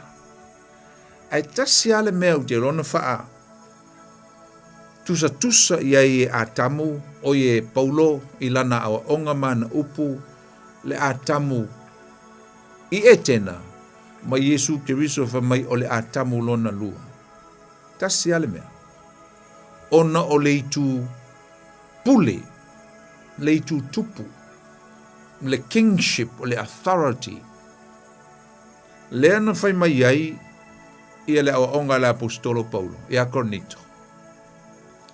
O le atamu muamua, na pau. O le tupu muamua, na tu atu ele pule, ai pau. Anga sala loa, ma leia loa, le humanity. Ai wasau nia le atua, le isi tupu, le isi pule, po le si tangata, a olona lava, a tali pele to tasi. Ai sea, wale to mfayang to su esi tangata le isi ang sala ilungol funga le faa ua le rulership le tuan mana mai ilungol funga le. Mule ayasis, le ayasis. Le mfai e o ia isa ako saka u fai el tau langa cancel le tua mai le mamoya isa le masisia tasia le tangata le o fina ngalo le tua ina ia au mai e faa wina le awala lea na fina ngalo ile tua o sana tupu o sana tai o sana pule e faa wina lo na malo ilunga o funga ele. Lea na awina mai Yesu. So fai tau atua upu ia la apostolo Paulo langai. Esele, pe atango ngi fai tau musu su e ai. E sawa. O le atamu mua, ma le atamu lona lua. Ia. A le tatu te iloa, o le atamu mua. O ia o le tangata sa fanfanau. Ai ngata lea o ia o le tangata. O ia o le tupu na watu e le pule. Fanfanau ai, fa tupu alo na malo I tangata, fa tupu lo na malo I le mamalu mo le tamau ainga, I le manuia I le fa toanga, ma pule mea uma, ma nofo ma fa ingoa mea uma, I le ingoa e manao iai, wa ia il ke leo le pule le ngave le tua ia atam. Ai avatu e fia poto atam. Ai avatu e fa valea vane lau fa valea atamu molon to lua. Wale kea I le pule fa tupu. They just ignore the kingship authority nga vatu ye le tua. E extend mai elo na malo mai le langi, I le lalo langi. E fa awaul me ta o le malo ele aise le anga ele aise le lea ele aise ang sala. Ai sau satani na palasi mai e masani le lei le malo lai le langi. E sau satani fa o soso le tupu mua le tua na tuu le lalo langi. Pa uo iloa. O na fa tali ai leo le lalo langi ai mise o le atua. Po le ase taimi o le ato e sau e si tupu e toe so ma toe au mai ma toe introduce mai lona malo I le lalo langi. O le malo e sao I eile tangata e I le mele sa I mua atamu mo eva I le meta o le ai innocent meta o le ai sang sala le ai se me to ele le ai a o le mela le o tupu le atamu lona lua o Yesu ke riso le o ia faia I le tongiola ai tu lo male ava no I le tangata le o pau ono atamu o le awala e te sao I lai tu tonu o le malo le Ile awala na faia ele tupu lea, po le mesia len sau. Ai te tau na e salamo, matalia, le tala le lei, o le malo lea. Lea na fio mai Yesu, o le atamu lona lua. E au mai ile lalolangi. Ai wha mua tia Israelu, ai nofo Israelu mau fiufi. Matapuni, e le fia, mana nao iai lea tala lelei. Maua loa masapaia masapo enu ese lea tātou te manuia ele me ta ole alofa tu noa. E ala ile faa o le tanga ma le upo le tala lelei wa sau nia ele tua I lana tuspa ia lea tātou te whaitawina. Lea wo tātou manuiai. Pa maila ia leo le mo molkol nito alona mtau po sfuma le lima. Alona fai po fast fulma le lima le na fai atua ia nei. Na mai ia. E fa pe foi ona tusia. Taulia le tu sia le kene se lua fai po fitu ia tamu. A le fa mai ia Paulo e fa pei foi ona tu sia na faia a tamu le ulua i tangata matangata ola. Tangata ola. Le ulua i tangata matangata ola. He is supposed to be responsible for the kingship, the leadership, responsible for the creation and the humanity. Abatu yai, ai fai mai a ole a tamu muli, ole a nganga faola o ia. Yes. Why? Because the first one failed. Ona ua pa'u ma le fa'ataunu'uina ia le galuega na sau ma le tupu muamua. Oi, o atamu, ngeu kako fa'apegei ai. A le manei ai ia upu na fetala ai. Ia na sauno ai le apostolo o Peteru, o se tasi o tangata i longa o so o Yesu, na tuu ia Yesu le ki, whamai ia o onga Peteru ia na tusi wha apostolo. Whamai o outou foi, o tupu, mau stau langa, o le nuu pa ia. Mai we are kings, why? Langa o le so tanga le o tātou ma atamu le taimi mua mua o tātou o whanau o tupu. We're supposed to be the descendants of the king. O tātou o tangata na tupunga mai le tupu. Ai peita iani. Na tātou leanga, ona o le leanga, o le mea noo i le tupu mua mua. Fa mai aila ia leo Peteru. A ua avea i tātou, ua whai i tātou, poe ua tātou toe restore le tātou title lea, po le tātou blessings lea. Ina ua a le tau mai, na saule a tamulo na lua po kirisu Yesu, au mai le ola mo oe maa. Lala me o tupu ia i tātou, ua toe avea i tātou, fa mai o le nuu filifilia, o le au ngā tupu langa filifilia, fa mai o tupu, maosi taulanga. So our kingship dynasty has been restored. O le tātou tupu anga po o le tātou ngafa whaatupu. Lea ua toe maua mai. Ina ua o tātou salamo ma whaatuatua ia Yesu Keriso. Lea na sau e whaailoa mai. Le tala le lei o le malo Keriso, o lona tama. Leo o tātou sapi ai. Ia, e le whamoe le a tala atu le tātou leina. Tala noa atua o au te loa le neim tā upu. Salo e mana o mie tātou ni wai aso se ono pe fitu, po le sili atu foia. Tātou te tala noa au ili ai li tā u o tele o le neim tā upu. Tātou te leo le tātou te whewai. Au tātou o tangata o le malo sumtu whawhini. Au le fisili, au fea le malo. But which one?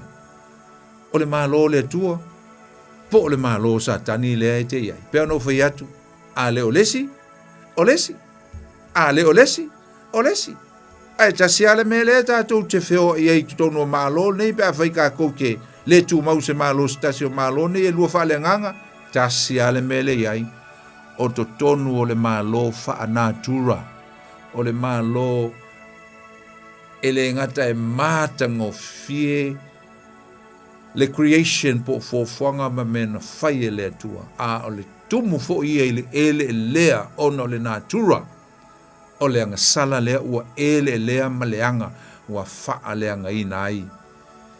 Ia le lolangi mātango fie natural world that God has been given to us. But it was filthy. Why? Because of Adam, our first king. Ona o Atamu, malana masiofo le matala o Eva. Leana nofo matalia le whaososonga.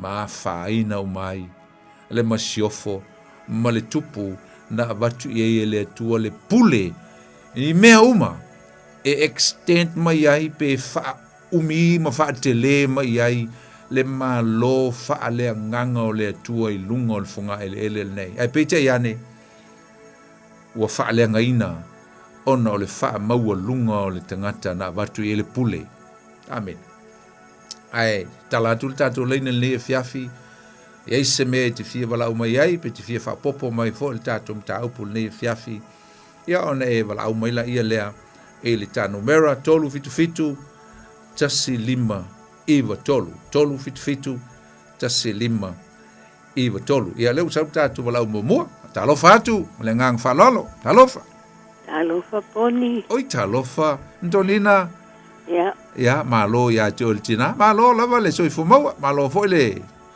lava pale mai fo le fia filtato por clame ya malo fo fa malo si tato por clame mana yen ne tula le ya si ya fa malo tula e vili ala ngolango ila por clame poni tai lava malo ese fo le fa longo le fo por clame ne yes ya se fue le flavor le fia malo lava le fa longo fo pe ese fo le fa longo le mala ile fa malo la mainga malo le nganga e fa sai le fa dia no le mata u fo ta u le tula le fiafi fa longo si ai manu ia te lava fo fuanga le fiafi poni ia foi e ia lava le tua isa lo fangele tua sang fo tele e mau tele la sunga awala va le tino le loto ma pau tele le nganga au nai pea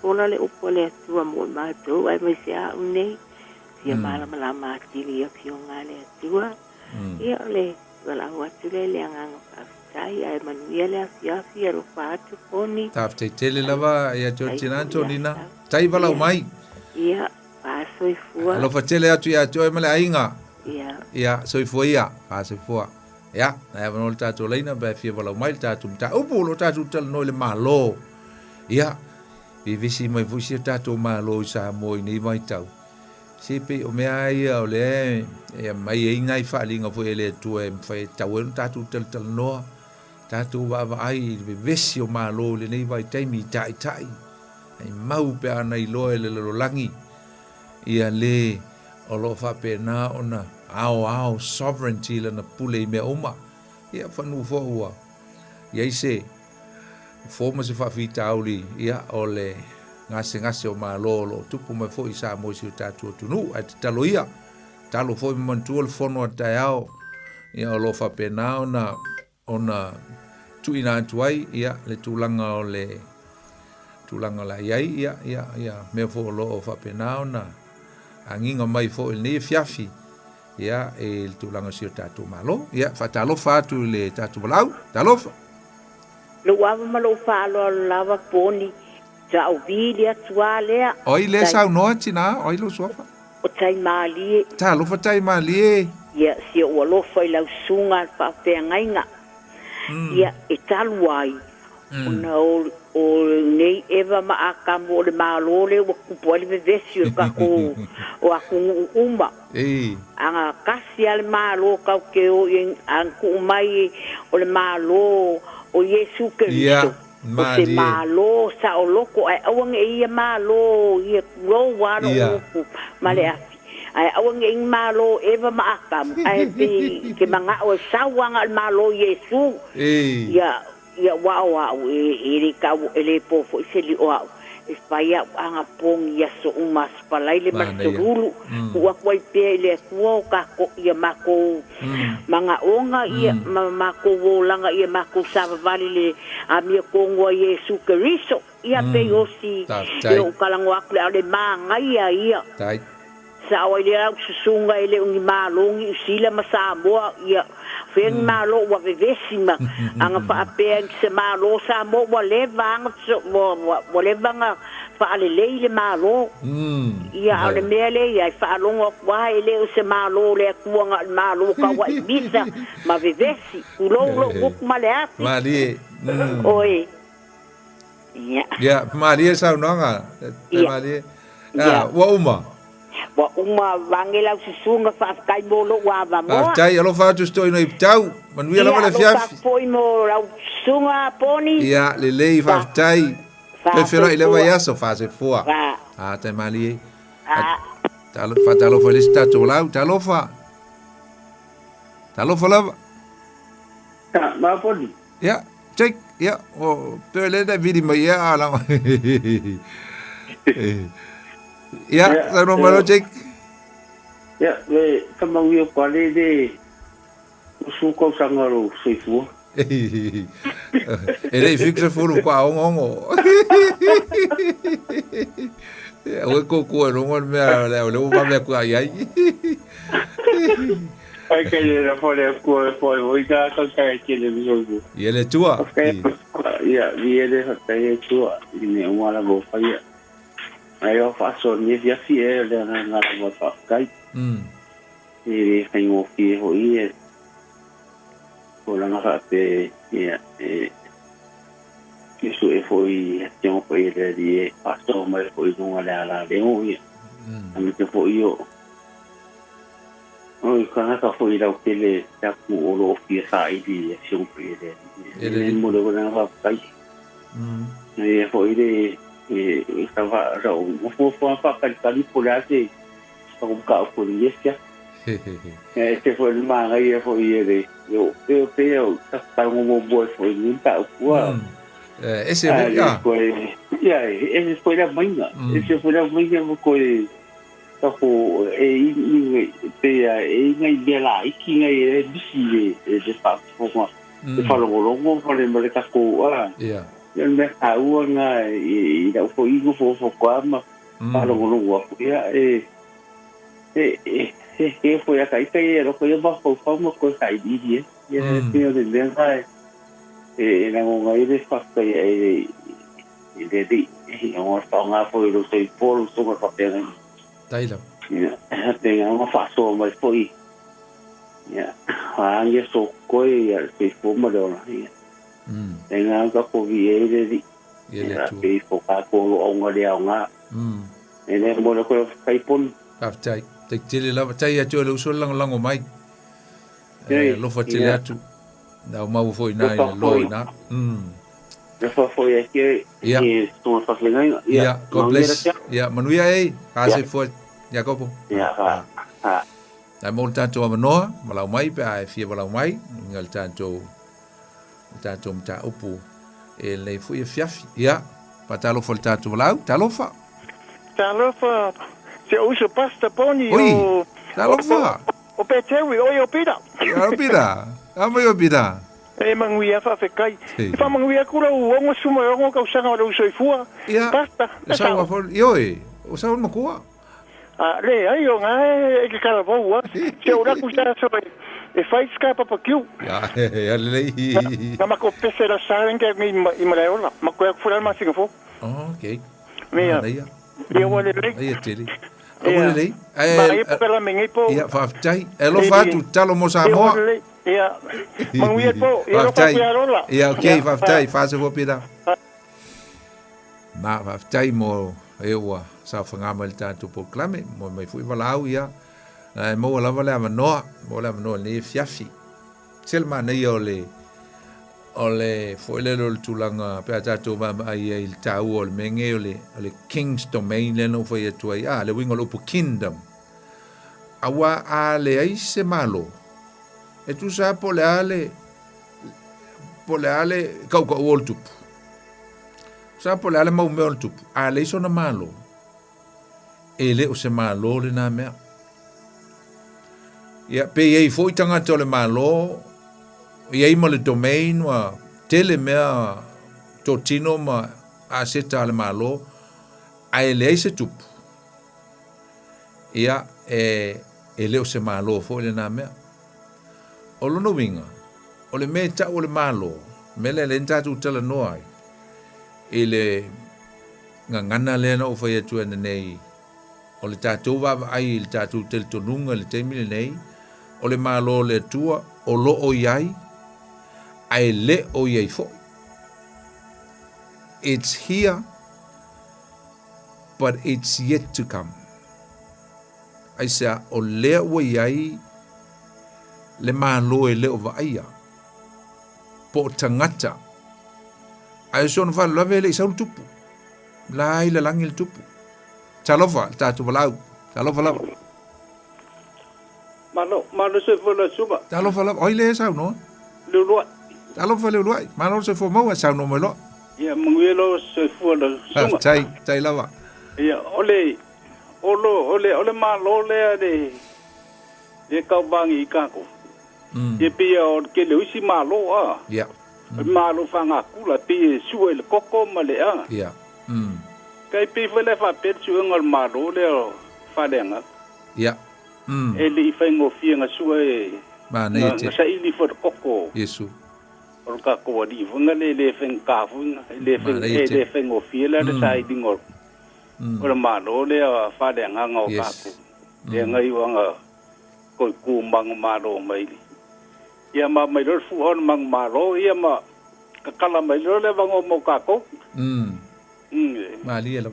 Ia funga le se ala e fia sau le malo le o le ri ia ke de le bango. Ma nei ia. Ia pawan me lu ka dia mai o le nga ka penga ingar malo mo ka ko le ngo swapa. Ia ma wala vai nga me fai ka ko ia le malo le o sa ia le dia la vai le malo fa nga kula I ke foi te le ka ko ia lango le malo a ali le luai ia te talo mo si tatu malo Samoa se fono tai au yo e ta u te le tatu tangata nu yo e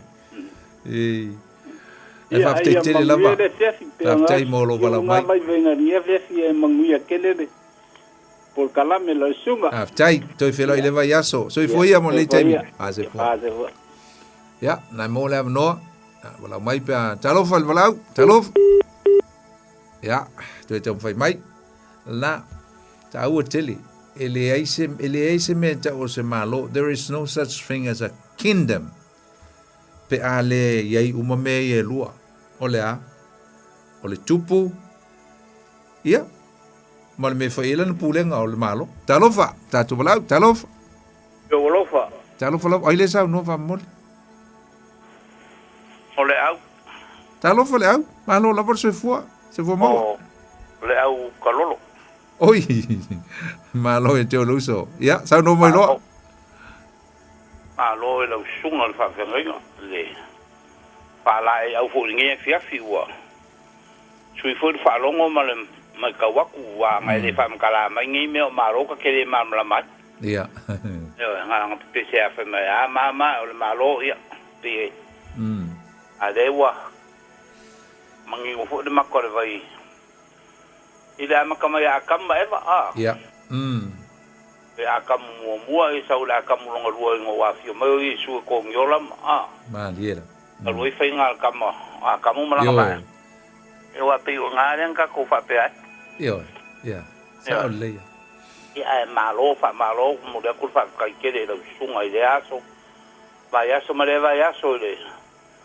ile maolo fo pere ko lo sunga wal for langa fio pa ia tailo mo nga ku kede ko mo mal mai ya fa mal nga lo sunga tailo ya nga wo fa longa ku fa manguia ko ka fo lo so fo poni aftai manguia le ko lo so fo sa fa pa o ke ma ko ya ke ale o ke ma ko ya Fasipti stemi a kalolo yo ya lo fangia le ko lo por kala me ngai po a mai ya mo au muri au le li wala el fale fa ka di marki nga le ainga mal fanga ya vi ya la nga fio fa vau tai ya ka ko sa nga fo mo le se ko la so lu ngai fo le fu ya ya a makai fa fo lu ngai ko sanga nei ya ya alo fa ku poni ya ke mal far ku mal fanga apte tele la vai to le uso le au famnia le to ya to me la inga to fera le vai yaso ya so fo ya se fo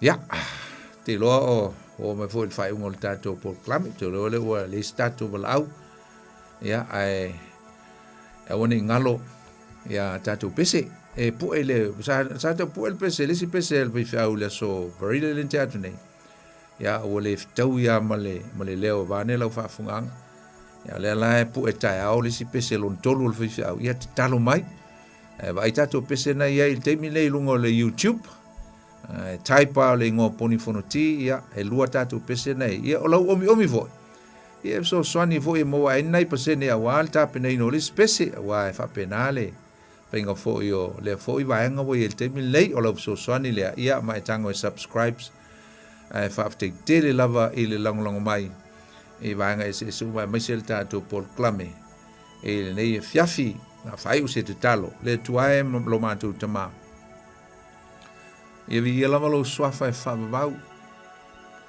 ia fa manuina pelo swafa ia se uma lo matu bola matu fafte yatu ono oe o le tupu ao o me uma lava oe o le tua e o le fofuanga mau ngā luenga mamana e pule ao oe awa o le langi o lo no fali a o le langi o le me tua yo ao e te pule ao i me uma e me se o le tangata o lana e whaia no me mātou te whafte i atu ai mo mātou whape atu e vi i alawa lau swafa whafte i lau upu mātou whalongolongo i fo i le tua le tāua o lo malo e me se o le mātou wawa i atu e le vaenga muli o lo malo i lungo le funga ele mātou te fia sau whanga i ai e le malo pe a fio mai Yesu lo mātou li mātou walau atu le tua i e whamria i au tangata le nipo mai se fo i whainga malo longa ia ma fuafuanga fo o le aso tae au ma le nei mai aso i tute mga luenga ma onga nei mātou whanau i ei au manuia i au tangata umalawa mātou te manatua le mātou talo si o mātou malo Samoa ma ona whainga malo mai se e o le palemene o lo whenga i pēr ma whon tanga i le nei vai tau te talo matu ina atu i ato e si atu lo mātou mana onga i ato le nei fiafi a watu o taitai wha mole se e angle leima e so soani whainga filfilinga me uma o lo whapena o na talano ina ma whiwha soai ma whifuli sai ai le tua o whainga ma pulenga e maise o mea uma o lo fuafua i ai mo le aso tae alofa le tua ia ulfia lo nganga e o te tai ina ia whaia lava lo lava fina ngalo ai le o lo loto o le tangata talo i whamanuia i tai tai o si o mātou malo le ao le malo maise o le palimia ma kapeneta ia ma i lato uma whaipule e maise fo i o tai tai o tunuu o ala fanga te tasi si o mātou tunuu ai sili e o mātou tuina atu foi ia te oe le tua o au auna o whapenao na lau ngaina ma whaia le ngā luenga o le tausia o lafu mamoe whamanuia i si o mātou tunuu Samoa whamanuia i tangata lau tele whamanuia ma whatau mamao mai mala whanātura lo mātou te talo ia whamanuia i si o mātou tunuu Samoa mai se foi o tangata anu o loo nonofo mau i so se tunuu o le laulangi whamanuia i si o mātou tunuu Samoa whamanuia le tua e ai la to o lo mātou mafuta pea malangolangoina le nei Paul kalame lo mātou tama ia iai o manuia ia i lato uma o lo mātou talo ne fiafi leo ina matausi mataita i atu lo mātou ola e le nei po pea fo i atu i ainga ia tele sovi inga lo mātou tua e whamangalo so mātou se ai tu mau i atu e le vi inga ma le whamanu ma le whaanetanga le tu o le tama nei o aso uma i o lava i le whavavau amen ia tātou por klame fo lan liva ia so Samoa el fama mo eu la tātou to e tapa i fo il vai as fo il temi masani ia e la sunga fu el tālu valu il tātou por klame o tutu le penga i le loto amo le fiafi ia o la auto ona nei o ponifoniti fa soi fo ia mo nei temi God bless you all 24 hours a day, 7 days a week. Radio Samoa streaming live on www.radiosamoa.co.nz.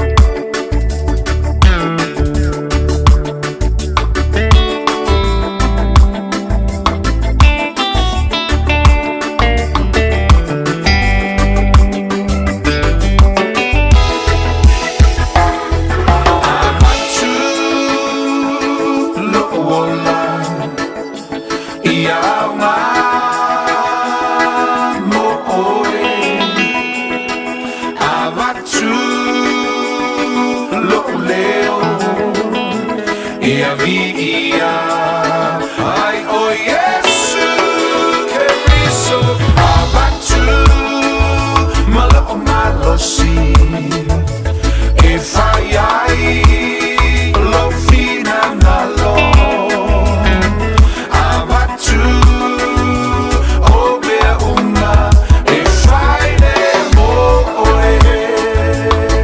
Yes, give it on, give it on. I give you my life to use for you. I give you my voice to praise you.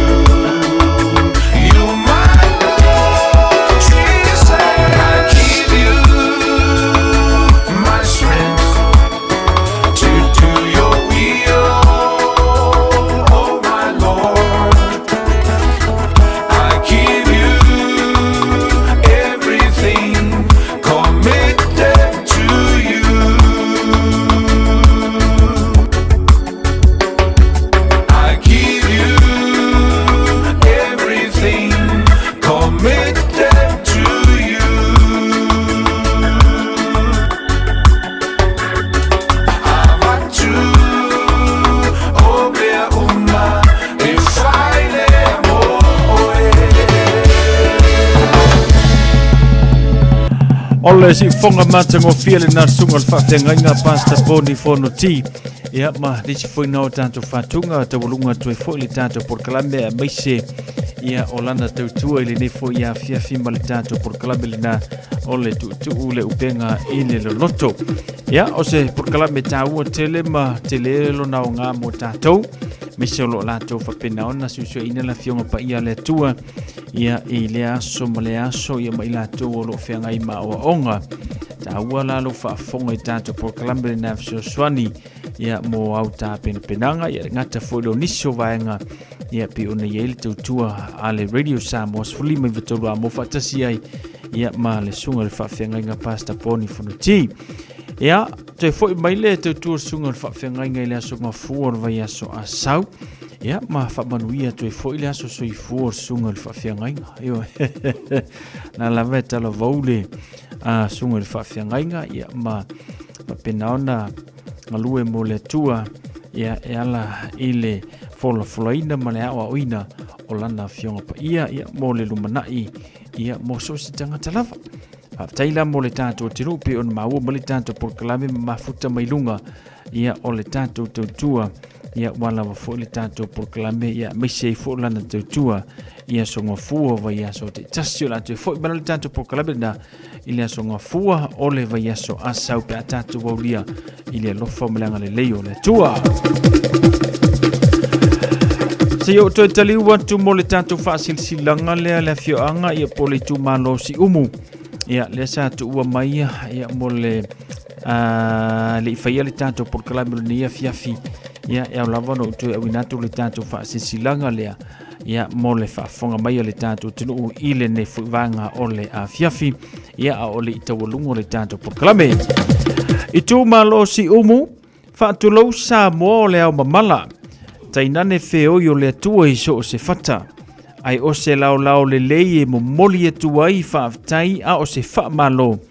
Mole tu malo si umu pa ia sa somua ia matama tu malio whale luo tu la whale utai le uoma le whale tolu.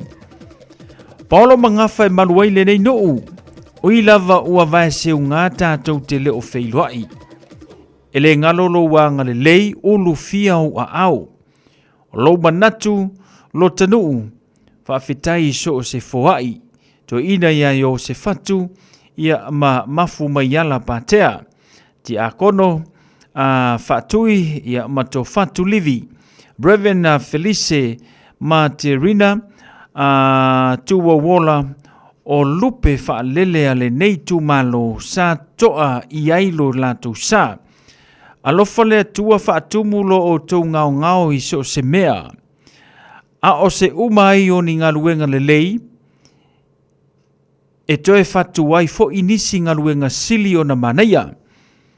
ua taunu mai la le tātou a laulau le tusia le kalesia katoliko si umu. Tasi lava le lotu lea ia tātou. Na o sina vai ngā tupe la i titi lava. E faa umai le hola le kalesia. E lese mea tele. Ai manatu le laulau se i o tātou koma mo le teimi pupuu. Ona to e longo atu leo le tumalo. O soloa tātou whaafonga ne pea i le Radio Samoa. Mo se isi to e vala awatu whaafteitele. Se ni e to whai ono tu pola lafi tu la. To whai ono Samuelu tanu wasati. To uu tala epa tu la pouti. Mole tu malo. Ia ma vala aule o lua fitu lua ono iwa. Fitu wha lua ono. O lua fitu lua ono iwa. Fitu wha lua ono. Ia ma le to e whasa onga le nao le tātou whaasilsilanga le na. Ia pi ona ia ile tātou porkalame ile nei fuivanga ole a fiafi. Ia ma le tautua pi ona iai. Ia, nei vangala le na pi ona whaafonga mai ile tātou tinu. Ia tātou whaasilsilanga pi ona iai. Ia le nei a fiafi o lona a songa fua ma le amtanga o le vaiaso. Ia pela wafoi ona masani ile tautua le Radio Samoa. Se fululima iwa tolu amo. Ia ma le telo tātou porkalame pi ona iai. Na ona i vangala na ia pi ona toe awina toe le whaasilsilanga le nao le tū malo. Ia asi umu ia mo nisio lātou porkalame. Mana ia si vaenga le ngansawa i lalo. Se i whaisinga komala i kikia. Ia onga koe pa oa e fuile o kākou. Ia te whaafonga mai lava i lunga le tautua le Radio Samoa. Sfulima i vitolu amo. Ia i le aso ma le teimi. Ia tu aluatu i seisia tātou whailo po seisia tātou whaasilsilanga e longo tuai. Ia si o tātou i tū malo. I vaenga mana o mia. Ia mo le tātou i tū malo. Se umu. E alana. Whawhikai kele mo o tau i e. Hapena lavona i eile. Langona fia so swani pia na i tātou nuu. Le tū malo. Ia whelaval me te au mauai. Ia ole na e susu e alo whaamalama ma tilo. Ia ile nuu ma le tū malo ma le tātou tilo. Ia na tātou soifua mai e. 15 minuta na tā leo le se fulu.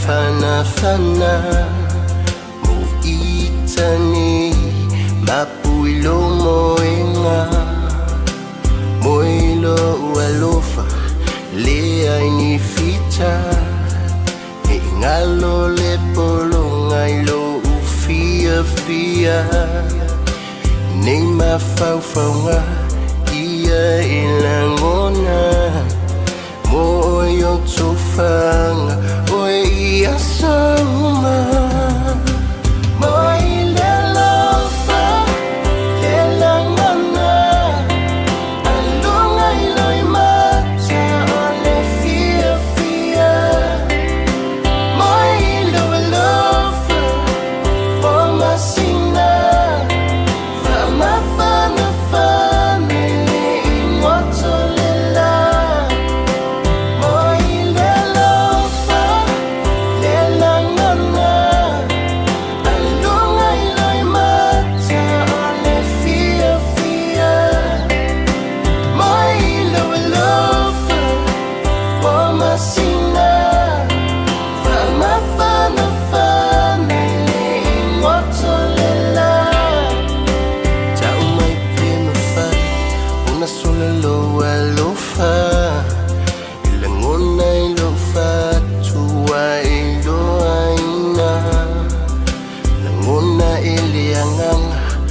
only a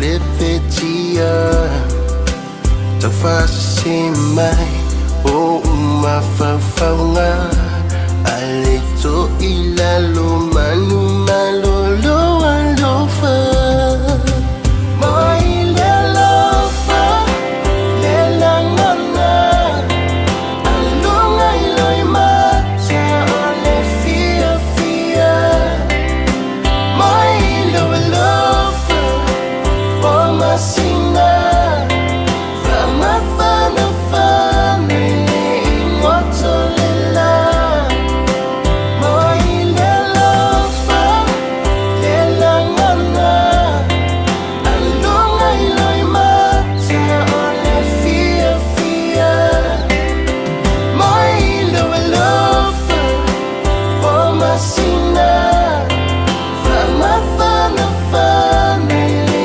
imoto le la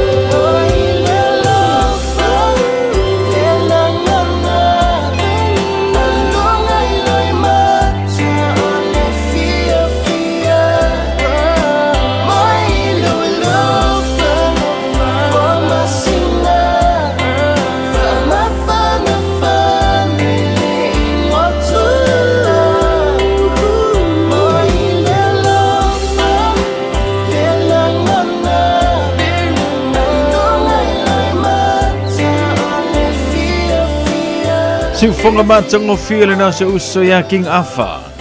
Hafta ya mosa manuia manolongo le neipo le ngata fo lea lesa talutoe malailoa. Fatalo fatu manuia fo manolongo le neipo pele nisi o sovale. Ya maila tule mau mele tatu tutua mise ya o tatu musika ole mai ole nei fia le ngata fo lea ya musika lava fo i ole fa umai fo ina ia tatu por klame fa nga solo. Ya pe ona ia le tautua le Radio Samoa se furulima iwa tolu amo ile nei fui vaenga ole a fiafi.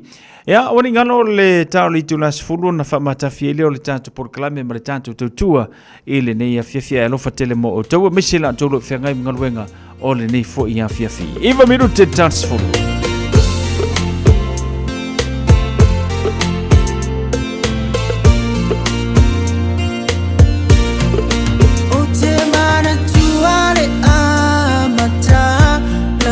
Mafutanga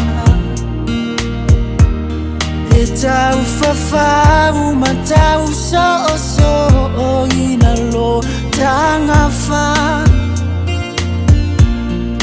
Aule fesili po ole a lona mafuanga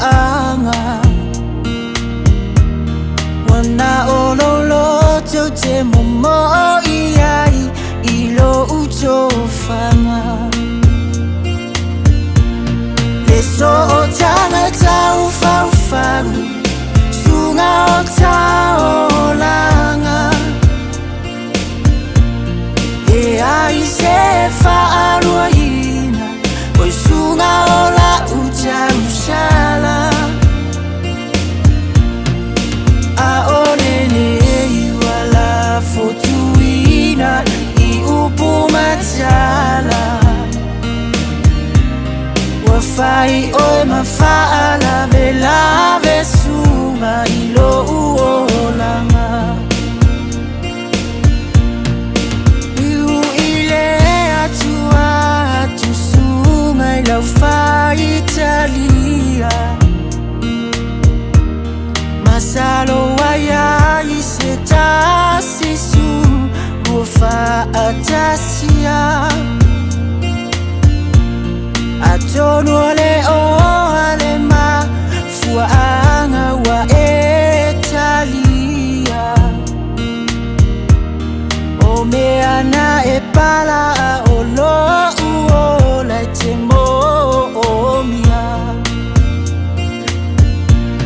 Le so o tanga tau faufaru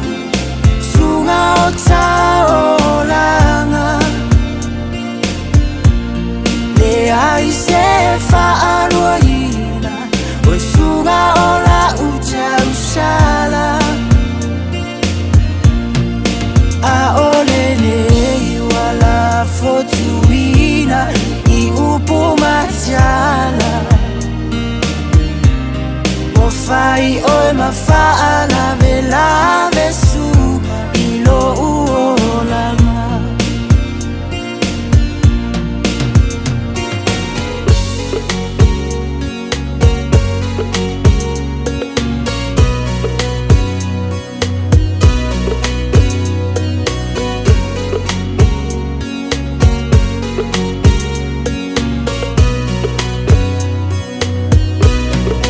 Masalo salo lolo Josunga e pea e atamai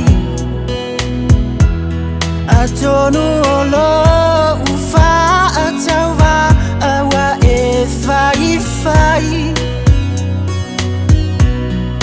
A ole tua malana foa foa na ia au mai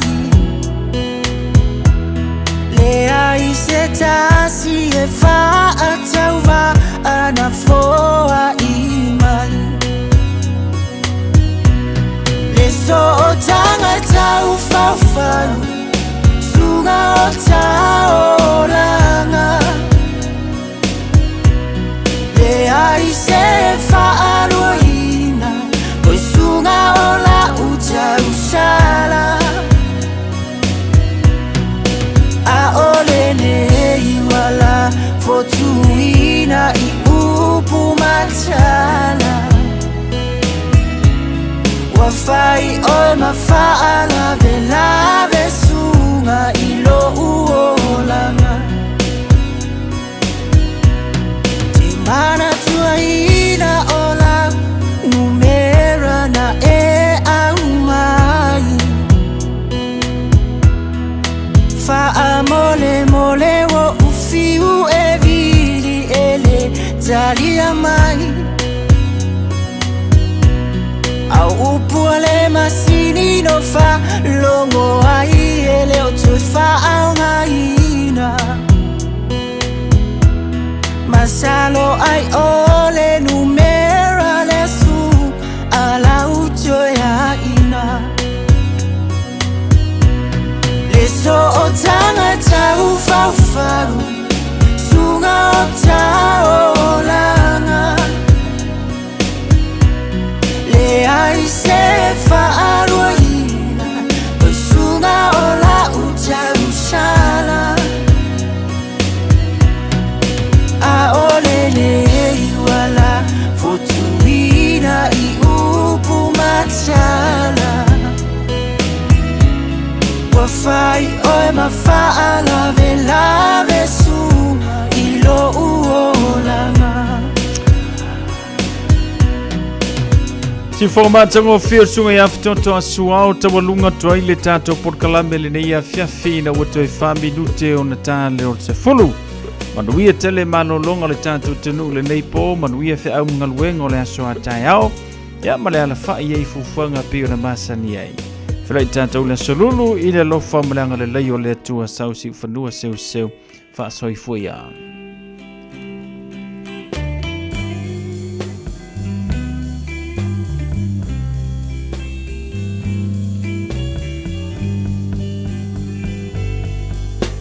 Se o mai o le anu Sau iti